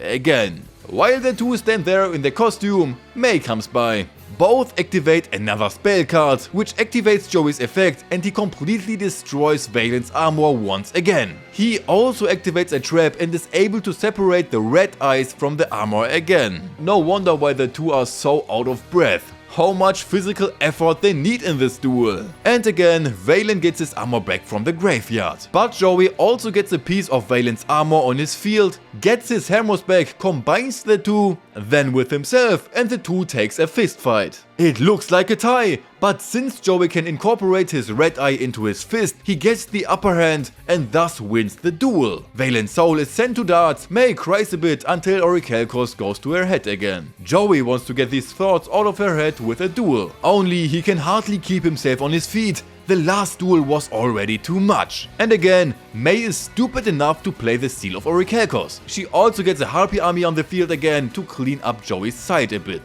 Kaiba has to get rid of a few monsters again. First with the help of the Blue Eyes. That doesn't work out. So let's go Critias. Joey gets 2 of Mei's Harpiers on his side and plays Vow of Tribe, so no Harpier can attack anymore. He quickly sacrifices those again with the Lancer though to play Guilford, cleaning Mei's field and almost KOing Mei with it. Mei is able to get rid of Guilford as well. Next try, get Black Dragon Knight, sacrifice it for the red eye, fuse that back to Hermos and equip it to the blue flaming swordsman. Cool setup, but no chance against the Harpier's Feather Duster. Now Joey tricks her a bit. Gets his Flame Swordsman and tries a bit more with the hardest spell card, the Talk No Jutsu. Joey is now also ready to lose. One attack is all that's missing. Well, either way Joey is too weak to keep fighting and gets swallowed by the seal. Now Mei swears revenge. Because she got her revenge, well, she doesn't even get to darts because she is intercepted by Raphael before she does. Our friends find the soulless Joey. Tristan already knows who did this to him, and that is Mei. So it's off to darts headquarters for Yami, where a soulless Mei already fell towards him. Raphael has already finished her off in a duel. He gives Yami Hermos and wants to finish him off in a duel again. For whatever reason he gave him Hermos. A duel against Yami is just not hard enough. Increase the difficulty level. Just like in the duel before, Raphael relies on his guardians. Yami combines his Curibus to weaken Raphael's guardian so that it can be destroyed by Curibabylon. But Raphael has still protected this one. To strengthen his monsters and add a bit more excitement to the duel, Raphael activates the Seal of Orichalcos. Yami summons the Dark Magician to finally destroy a monster, only to get saved again. Next, Raphael brings Eatos back onto the field to get rid of the Dark Magician, but he is also saved smoothly. Time for Timaeus! He merges with the Dark Magician and finally manages to destroy Eatos. In her place now comes the Guardian of Darkness, Sight of Horror. To reinforce it, he puts all his monsters in the graveyard and manages to destroy Timaeus and the Mage too. One mage gone, the next one enters the field. Yami wants to continue trying to convince Raphael that he is not on the side of the good guys and plays Circle of the Underworld for that. With a Circle of the Underworld, the two end up in the graveyard where they encounter Raphael's past. Darts had Raphael dig in front of his family's graves and so got his duel disc with his deck. Orichalcos in, Old Guardian gone, new one coming in. Circle of the Underworld was supposed to destroy the Scythe of Horror as well. It stays though, with Raphael removing a card from his hand. Yugi gets the Dark Magician girl again, together with Timaeus to attack the Scythe of Horror. Only it doesn't do any good. And it's also destroyed again, leaving Yugi with just 10 life points. The only thing that can help now is Hermos. Yugi retrieves Raphael's Eatos, fuses Hermos with the Royal Knight to give Eatos a nice bow. The special thing about the effect, whenever the Scythe of Terror revives after destroying it, Eatos is allowed to attack again. Well, that's it for the Scythe. Raphael realizes that he screwed up, retrieves his guardians from the graveyard, all of which cost him 500 points each. So he basically gave up and gets pure with himself. So pure that even the Seal of Orichalcos can't take him, because it needs a little bit of darkness in a person to get his soul. With the helicopter, the journey continues. Now even that the Seal didn't snatch Raphael's soul away, that's it for him, cause he was too weak to get to the helicopter. He gives Yugi an SD card, which gives them the location of Dart's hideout.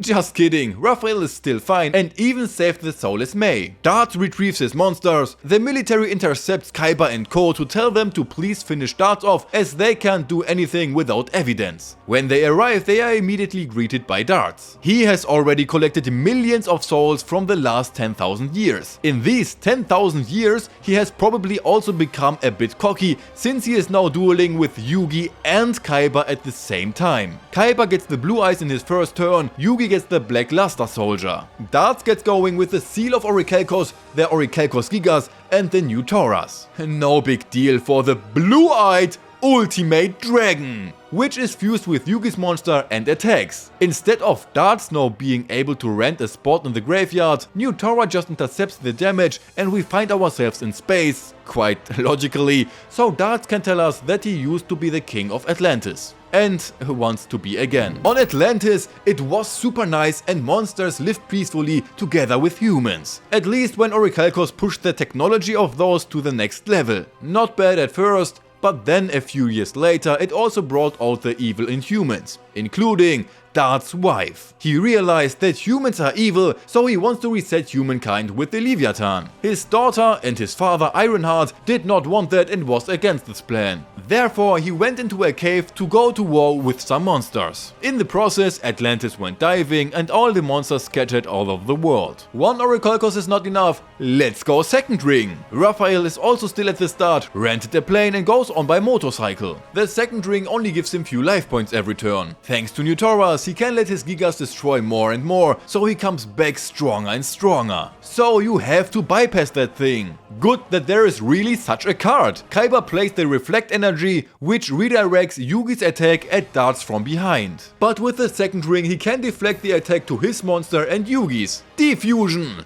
Phew. Lucky again. The Mirror Knights come onto the field as strong as the monsters across from them and clear the field of Kaiba and Yugi. Kaiba destroys the crystal, which should make the Knights gone, but only their helmets burst. The Knights are combined with the soul of their friends. Well, but actually they should be gone now anyway. Yugi as a Knight doesn't want to attack Yami, so that's it for Dart's turn. Kaiba attacks Mei, first destroying her mirror, and then Joey saves her with his mirror. But Yugi can't attack them so easily. They are his friends and Pegasus. In the next round, however, Kaiba wants Joey. Yugi intervenes. Dart summons a strong monster, repel attack and continue with defense. Raphael wants to be in the party too. Dart tells something about his three main subordinates. Alistair's brother died because of Kozaburo. Wrong, it's because of Darts. Valen, who was in jail, thanks to Darts of course. Raphael's accident, Darts.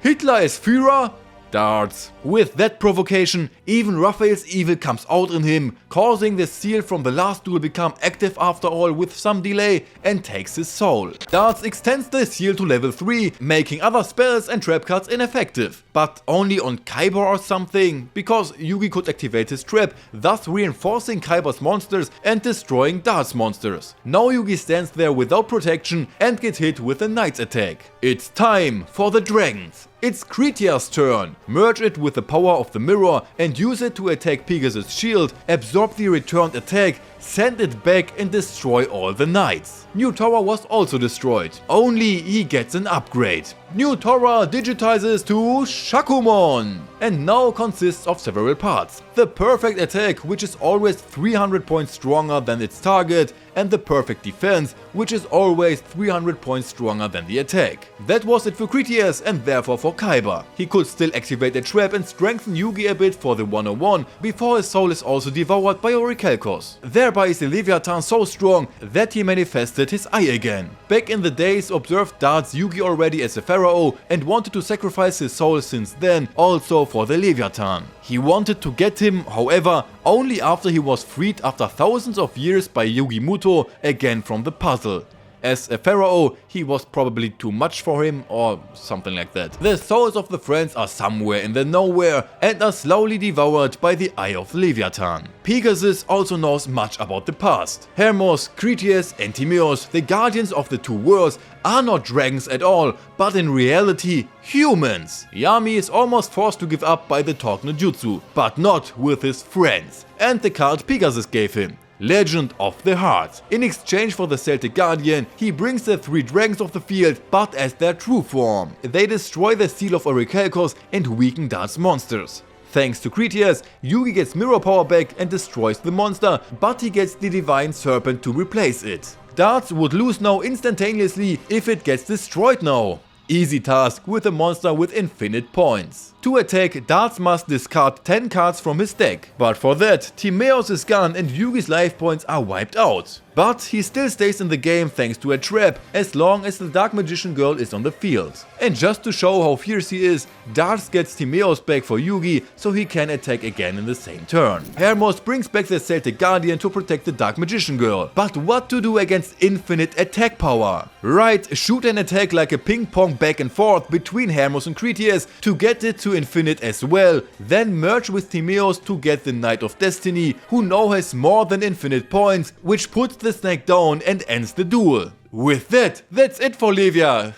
Oops, it snapped Darts away. Hermos, Critias and Timaeus could at least save Kaiba, Joey and Yugi's soul. Atlantis comes out of the sea again. So Kaiba, Yugi and Joey want to go there to finish off the rest and stop the Leviathan. But not without the 3 guard cards. Return Hermos and Critias to Kaiba and Joey and off we go to Atlantis and Darts. They find Darts just as a small pimple on the Leviathan. Summon some monsters, among them the 3 legendary knights, to really show it to the Leviathan. Attack! Without effect, other than an attack from the Leviathan, which destroys all monsters except the 3 knights. The world of monsters breaks open for them to attack Leviathan. Our 3 heroes also send 3 monsters each to attack, to not avail. The last hope are the knights, who gets destroyed. Yugi, Kaiba and Joey are grabbed by the Leviathan and swallowed, where all the other souls are. Yugi speaks to everyone to bring out their good side and give Yugi the power to bring the 3 Egyptian gods into play and save Kaiba and Joey along the way. Yami breaks away from Yugi to help the gods fight Leviathan. Feel the Fist of Fury, the Thunder Power attack and the powerful Ray attack. Against this, even the Leviathan has no chance, lets all the souls out again and falls back into the sea. Atlantis collapses, but Darts is back again with a strange snake. It is supposed to be a mini Leviathan, and it can still attack Yugi despite its smaller size. Yami concentrates on the good and on his friends and thus drives away the Leviathan. The clouds disperse again, Darts is also cleared up, is picked up by his family and sinks into the sea with Atlantis after Yugi and the others get back down there. The others are worried because Yugi didn't come out the same way they did. Rex and Weevil want revenge again, Alistar is back with the good guys, Valen is too, as is May, and Yugi is on the beach. There he talks with the Dark Magician Girl and the 3 knights, says goodbye, whereby also the dragon cards disappear. Pick up Yugi and set your sights to the next mission, uncover Yami's past. Yugi walks with Yami to the lake in the morning. Yugi wants to go back to Domino City to solve the mystery of Yami, but the others wants to stay, so they stay. They can't leave anyway, because they can't afford a flight. So it's a good thing that Mokuba flies in, who would even take our friends with him. At least if they participate in Kaiba's new tournament, in which Kaiba cannot participate because he has so much to do. But this time it goes against the best duelist of the whole world. Thus also Yugi, Joey and Rebecca. So, off to Kyberland. Mokuba leads them around until they meet fans in a hall and sign autographs. They also meet Leon, who, judging by the design, will definitely not be an important character. A stranger cuts the power, takes control and blocks the way. If someone wins against the computer at the highest level, they get out. So, transformation, and with the third party deck, off you go. And after the second turn, it already looks more than bad for Yugi. But he still believes in the heart of cards, draws the heart of the outsider, and thus draws one monster after the other. Spirit Ryu is played, all dragons are put into the graveyard, and with that, the robot is put into the scrap. So everyone is free again. Kaiba drops by, reacts because of the hacker attack, and triples the security in the evening. At the opening, we meet more duelists. For example, Vivian, who also likes Yugi, Leon again, Siegfried, and many others from all over the world. The pairings will be drawn. Joey against Masked Muchacho, Leon against Dr. House, the rest doesn't seem to matter. Yugi is asked to say a few words to the fans, but Kaiba completely steals the show. Round 1 starts. Leon against the Doctor, who needs a sweat dab from deck shuffling, and Joey against Masked Man, where Yugi already knows who's behind it. Only that Joey's a little late and almost gets disqualified. He has 10 minutes left to arrive at the duel site, almost dying multiple times in the process.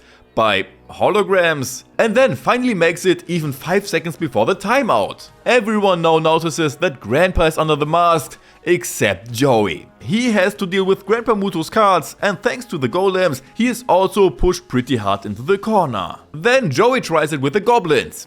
Didn't work. So scapegoats to keep him in the duel. In the meanwhile, Leon has won his duel. Rex and Weevil arrive in Kyberland after 3 weeks and continue with the duel.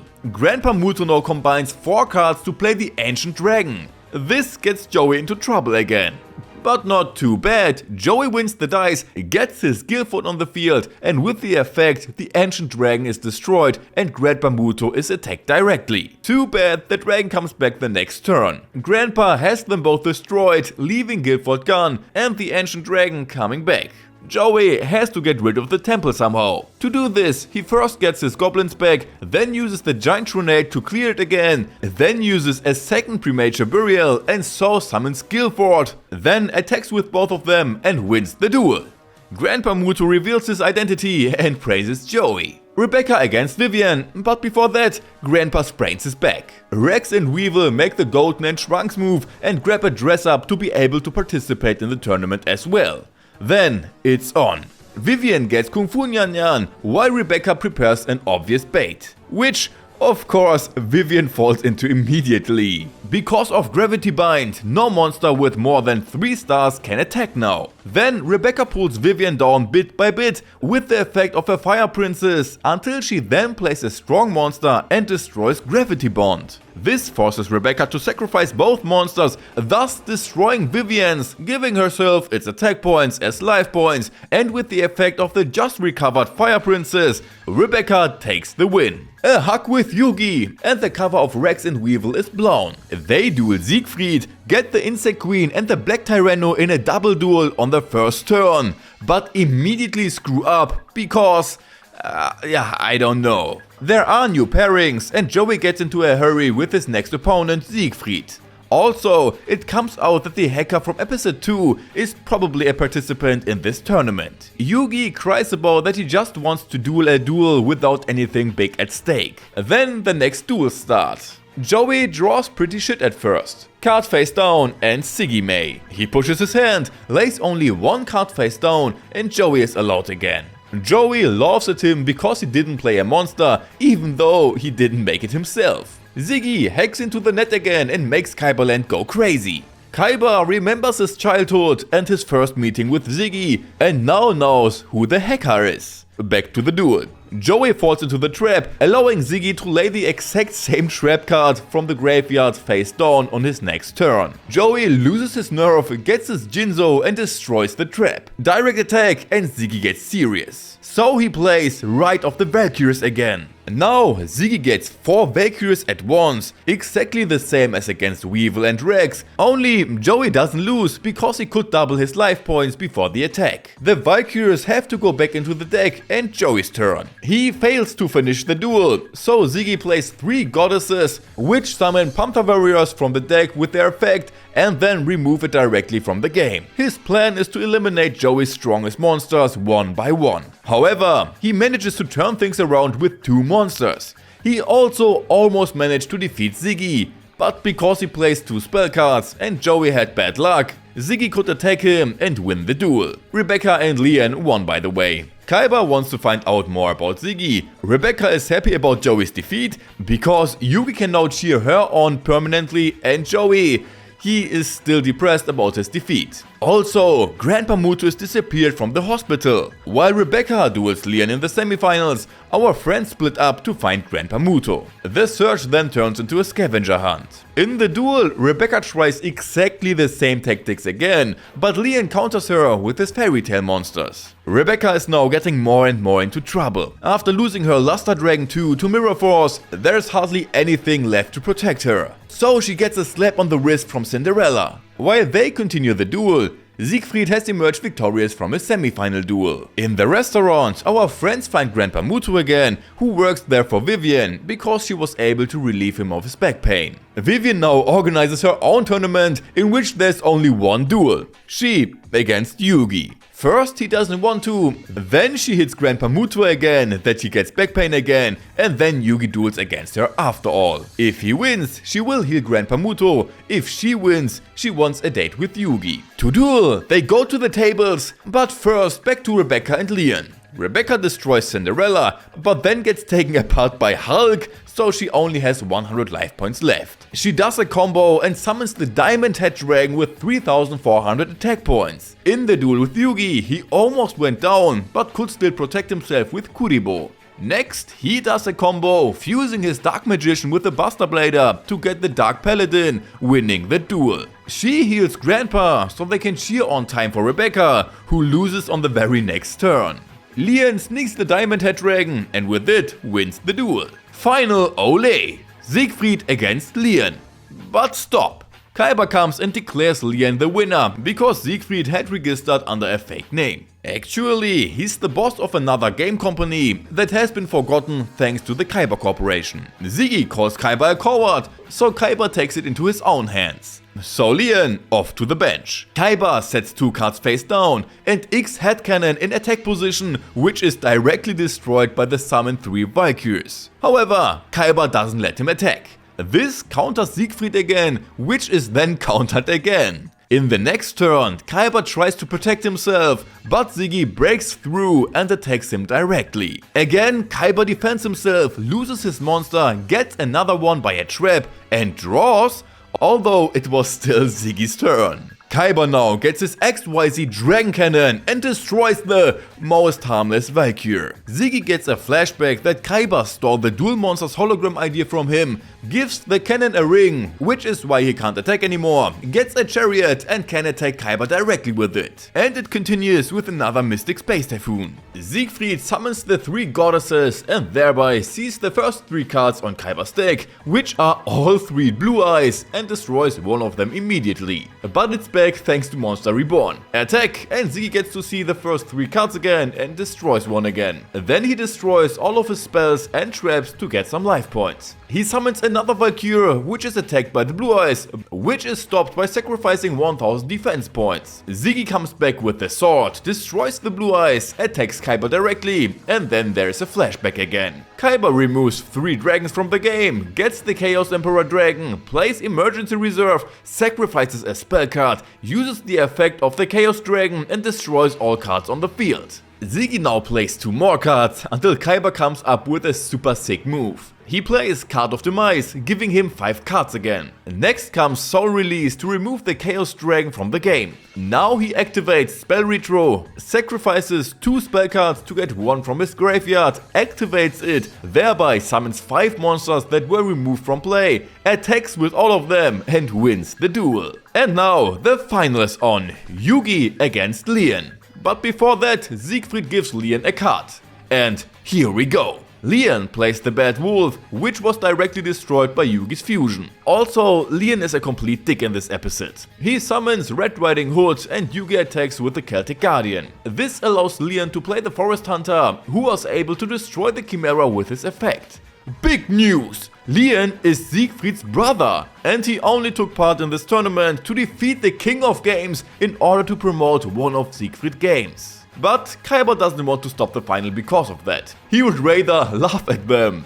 Flashback. Siegfried was always the center of attention and the number one. Leon always just read fairy tales, started to duel, changed his name, and for the first time he can help his big brother. That's why he helps his big brother. Leon beats up Yugi a bit, and then there's revenge again. With the Royal Knight, he destroys the ex-fighter of Leon and baits him directly. He banishes the queen for 3 turns, attacks and is taken down by Mirror Force. However, he can get her back. Yugi summons the Dark Magician Girl and attacks with her when Leon draws Siegfried's card. Drawn and played. The card, Golden Castle of Stromberg. Unfortunately, there's a problem with it, because this is not an officially registered card. Pegasus never finished it and gave it away in a tournament. But Siegfried didn't miss the chance to not only include the card in his hacker deck, but also to buff it a bit. That's why it can't be destroyed by spells or traps anymore, as Leon tries it to do with the Mystic Space Typhoon. Even throwing the towel wouldn't do anything, because the card would remain active. Also, this card erases all data from the Kaiba Corporation. Together, they now want to stop the Golden Castle and save the Kaiba Corporation. Due to the castle, Yugi's monsters must attack and he loses half of the attack points as life points. One face down and Leon's turn. Now the next effect from the castle. Since it's Leon's turn, Yugi must send half of his deck to the graveyard. Absolutely fair. Prevent an attack from Leon, combine the 3 knights, trying to destroy the castle with the effect, which is apparently also immune to monster effects. Yugi retreats his monster and finishes, so he has to put half of his deck back into the graveyard to keep the castle active. But Yugi only has 1 card left, so it doesn't work and the castle vanishes. This automatically stops the virus, which deleted all the Kaiba Corporation's data. Leon summons another witch, which has 3000 attack points. But don't worry, Yugi gets it with a little combo in his last turn and thus becomes old and new world champion. Say goodbye, and the journey goes back to Domino City. Grandpa Muto back in the day wanted to find the pharaoh's tomb. He goes in with his 2 buddies, solves 2 riddles and gets to the entrance. In the back there are spikes and in the front there are statues with swords. But if the left foot is on the front, they do nothing. One of them doesn't quite understand this and flies into the Shadow Realm. At the next test, Grandpa Muto is betrayed by his other companion, who was killed by a shadow monster.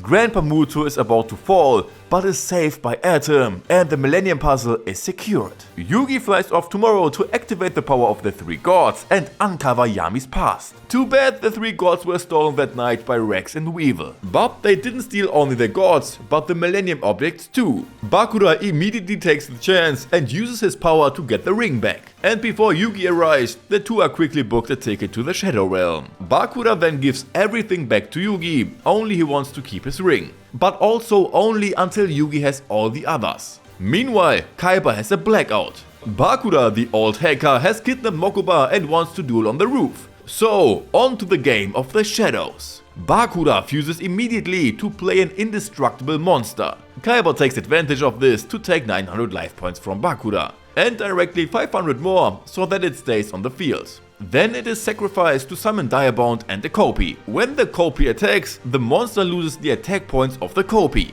Thus, Kaiba loses 1700 life points on the second attack. Cards face down and the Blue Eyes comes with the Lord of Dragon. Some Viet Cong flashbacks, then Kaiba's attack is nullified by the face down card. Bakura seals the Lord of Dragons and almost the Blue Eyes is gone too. But with the combo, he retrieves a re-energized Blue Eyes and destroys Bakura's monster, which is retrieved directly and re-energized. The Blue Eyes is destroyed again and reborn. Then the sun rises, ending the duel, and Bakura gives Kaiba the Millennium Eye. And all of this while Yugi flies with his crew to Egypt. At the airport, Tia buys Yugi an amulet so that Yami can engrave his name on it so that he won't forget it again. Marik and the other pick them up, take them to the old tomb to fulfill their mission, and Bakura secretly follows them. Down at the stone tablet, Tia gives Yami the amulet, a piece of Bakura is in the Millennium Puzzle, Yugi holds up the gold cards, and just like that, Yami and Bakura are sucked into the stone tablet. Right away, Shadi comes along to enlighten the friends. Yami lands in ancient Egypt and is the pharaoh with an amazing design. Everyone from the royal court has a millennium item and few faces are looking familiar.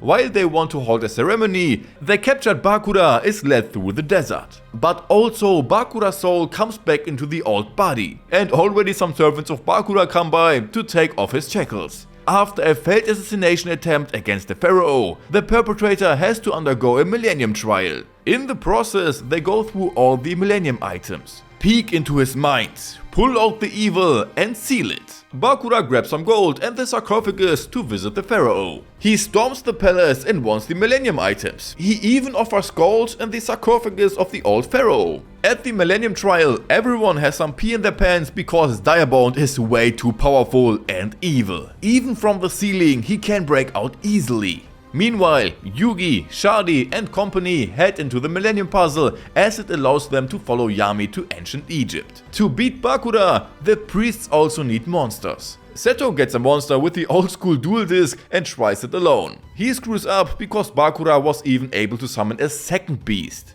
In the old tomb, he pulled off the dual disc and the old pharaoh's monsters right along with it. That old pharaoh who destroyed Bakura's village in order to create the millennium items with it. Now the priests unite their power. Each summons monsters, destroys a monster of Bakura, but loses to Diamond. The priests are defeated, so the pharaoh comes into action, who is directly given the coffin. And to defeat Diamond, he gets Obelisk to help him, which are both equally strong. Now Bakura threatens Mahat, then he runs away. Kaiba slowly becomes paranoid, so he also flies to Egypt with his blue ice jet. In ancient Egypt, everything is in chaos since Bakura's appearance. Isis can no longer see the future and the danger level is raised. Perfect then that the old friend and mage Mana was able to enter after petrifying the guards. Bakura snacks garlic like it's an apple.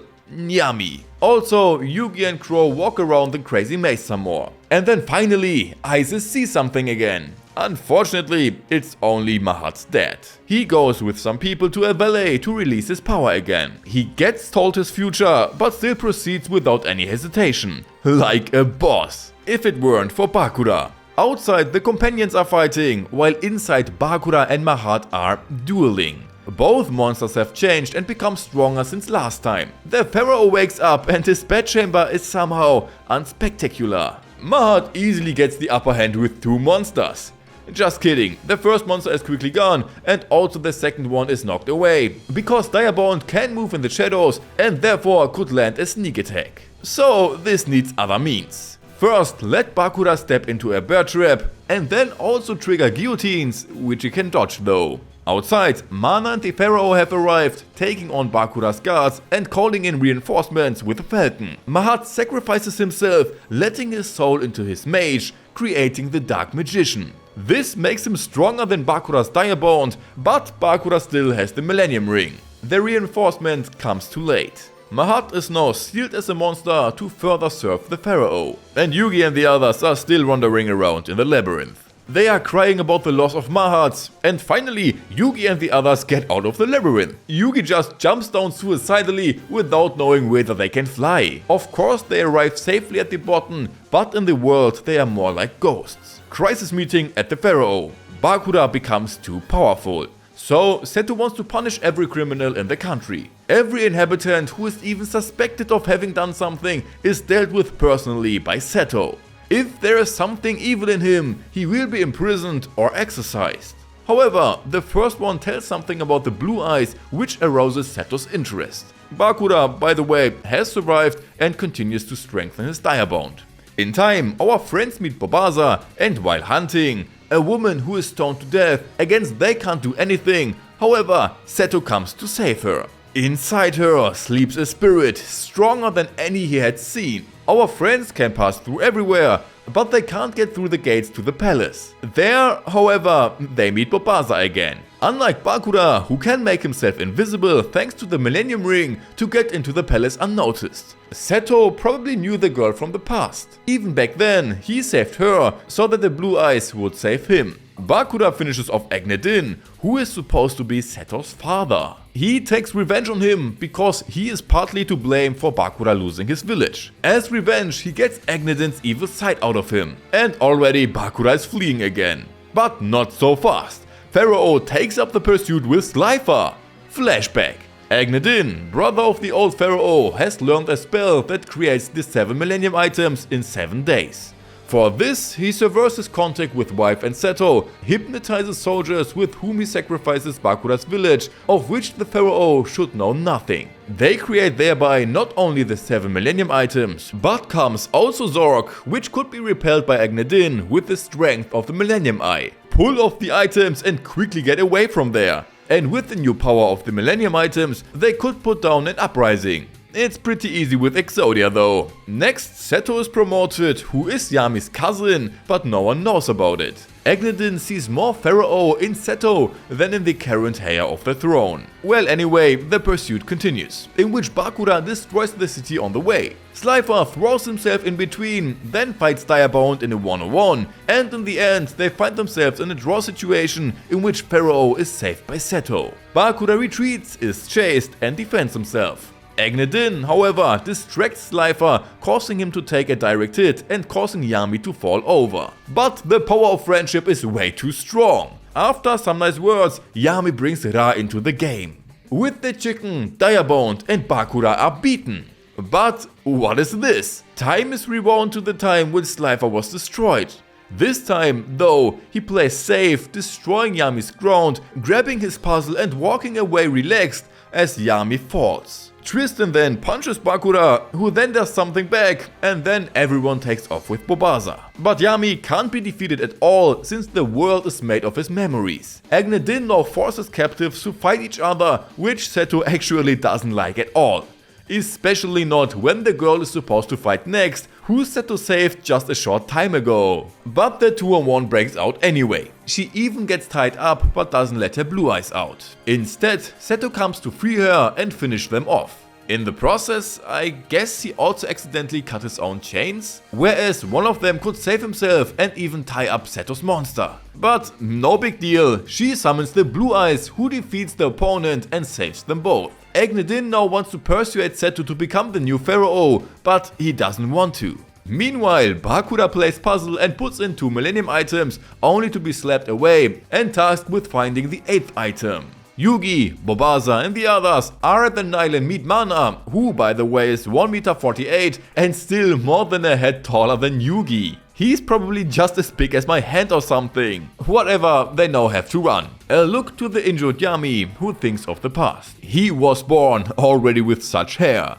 Besides, Yami hallucinates some more and goes his way again to meet his friends. Kaiba has arrived in Egypt and is welcomed directly by Marek and the others, who are now cooperating to stop Bakura. A bit of talking about Yami and the rest. Seto ponders a bit about Agnedin's change, the Pharaoh is discovered and everyone is there. Also, Bakura is located, so they part ways again. Arriving at the location, it's minimally haunted. Mana grabs a magical wand to knock away skeletons. She also gets help from the Dark Magician girl, while Yami goes to Bakura. He's directly attacked by his ghosts, but also directly protected by Mahat as a Dark Magician. Yami learns everything that happened in Bakura's village. But that's actually not so bad, since only a whole village was sacrificed because they all carried a lot of evil in them. And Bakura continues, summons his Direbound, which has become even stronger. Also he summons another in order to protect the stone tablet and first takes some punches. Then Bakura absorbs the evil spirits, making Direbound too strong again, and the Dark Magician had to be saved by the Dark Magician girl. So Yami gets some reinforcements, but the ghosts transform into more Direbounds. They are quickly wiped out, but the real one still slaps them all aside, so they have to be saved by Seto again. First, heal Yami, who gets up and... just like that. Everyone attacks together now, which doesn't help though. Shada finds Direbound's stone tablet. If he destroys it, he will Agnedin knocks him out and pulls off his Millennium item. Our friends now want to go to the palace and find out Yami's real name. Even fused, Direbound seems too strong. But perhaps if the Dark Magician had attack too, everyone wouldn't be so screwed now. Bakura gets the Millennium Scale, fuses his monsters, and Yami wants to sacrifice himself for the others. The ghosts invade him, but his father protects him. He glitters away, the Dark Magician takes the chance, attacks Direbound, and even manages to destroy it for good. Our friends can now suddenly just walk into the palace. Thus, also the manipulated Tristan. Bakura, however, collapses. He crawls with his last strength to the stone tablet to insert the Millennium items, while the others do nothing to stop him.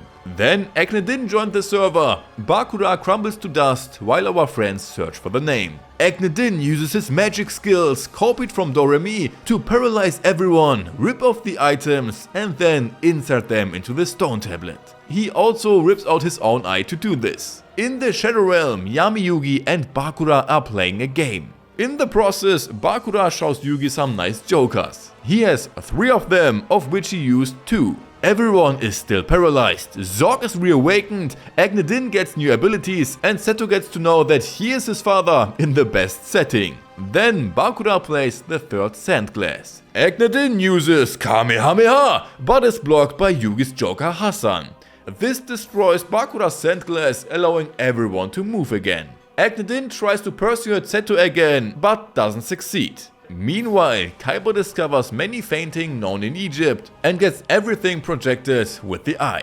Agnedin is by the way just mad because his brother got all the glory at the time, even though he did most of the work. Understandable because he created the items. Seto is persuaded piece by him, but is shaken awake by the blue eyes. Our friends want to get Bobasa something to eat. After all, it's more important than finding the name. With the last grape, Bobasa can now inflate himself and fly away with our friends. He now takes the friends to the destination where the name is to be found. Bobasa's role is fulfilled, so goodbye. Bakura wants to add some spice to the game, so brings in Kaiba, who is only used to make sure Bakura is back at it as well. The attempt continues to persuade Seto to become the new pharaoh when the darkness takes over everything. Bakura even gets his Direbound for this to seem completely trustworthy. He can now summon it despite the destroyed stone tablet. Agnedin doesn't have that much patience anyway, so he just kidnaps Seto. Bakura protects the stone tablet to buy some time for Zork to rise. Kaiba wakes up in Egypt thinking he's tripping, but then meets Kisara. By the way, Bakura separated all priests to finish them off one by one. Mana against Catapult Turtle on Coke, Shamon and Shara quickly defeat their opponent, Dark Magician against thousands of insects, and Isis against the zombie, where Shada comes to the rescue. Karim transfers his strength to Shada, who then also slaps the zombies away. Yami and the others join, Karim dies, and then he wants to end it all. So he goes off on his own. In the tomb, our friends have to do the same test that Grandpa Muto did back in the day. But since they had his tutorial, they go through it easily, and Joey discovers a secret door by accident, in which is absolutely nothing. There's only a hint on the floor. Seto wakes up again, who is supposed to take the power of Kisara, who's running through the desert and is being pursued by Kaiba to become the new pharaoh. But still, Seto doesn't want to do that and tries to escape. His monster is destroyed, so Kisara summons the Blue Eyes. But that doesn't help much either. It is locked into a stone tablet, Kisara sacrifices herself to protect Seto, and Agnedin takes over Seto's body. Yami arrives to take on the legendary duel, which Yami loses pretty quickly. But the Blue Eyes refuses to give Yami the rest, goes into Seto, destroys Agnedin there, and so he regains his senses. Tristan plays some wrestling with everyone. A door opens in which all come through and arrive in a golden room. Here they find the name of the pharaoh. Looking for Tristan, he simply identifies himself as Bakura. Not only that, but time has run out, which is why Zork will be resurrected. If Yugi wins a duel against Bakura, they are allowed out again and get Tristan back. If not, all is lost. Outside, Zork is at it again and shrouds ancient Egypt in darkness. Hassan stops Zork so that all the others can escape. In the city, they prepare everything against Zork, who is on his way. Yami and Seto are also back to play along. Except that Zork is way too powerful and causes disasters even in this day and age. Even with the monsters of the priest, they can do absolutely nothing. Yami is also struck by lightning, but is saved by Shada. Back to the duel, Yugi first plays defense and takes 1000 life points from Bakura with Marshmallow. One card face down, Silent Swordsman with Marshmallow goggles to keep him protected. Bakura changes the position of the Marshmallow to take at least some life points from Yugi. Yugi's turn, so he gets a stronger level 1 monster. With 2 trap cards, Yugi would be almost wiped out if it weren't for the spell card that skips a few turns. So his swordsman grows further, has 3000 attack points and hits Bakura a bit. Zork uses Dig Attack. It's very effective. They now need the gods, which Yami can only call if he has his puzzle. So Isis and Mana go to search and find it in the desert. All the items go to the Pharaoh, while Isis tries to distract Zork and dies. Now Shimon wants to buy time and gets Exodia. He's already a much bigger threat, fights on par with Zork, but is defeated in the end as well. Exodia is cut in half, Shimon also dies. However, there was enough time for Yami to get his puzzle back.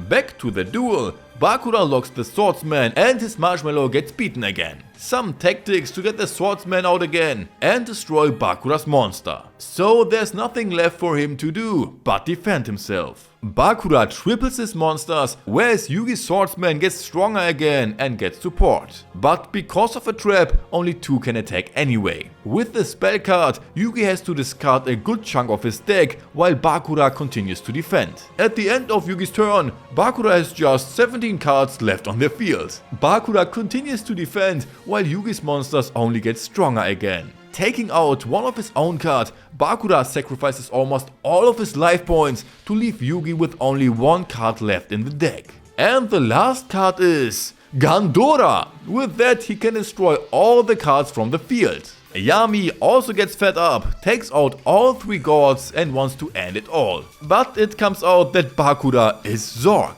So the 2 players go into the world itself and become active. Yami has all 3 gods attack together.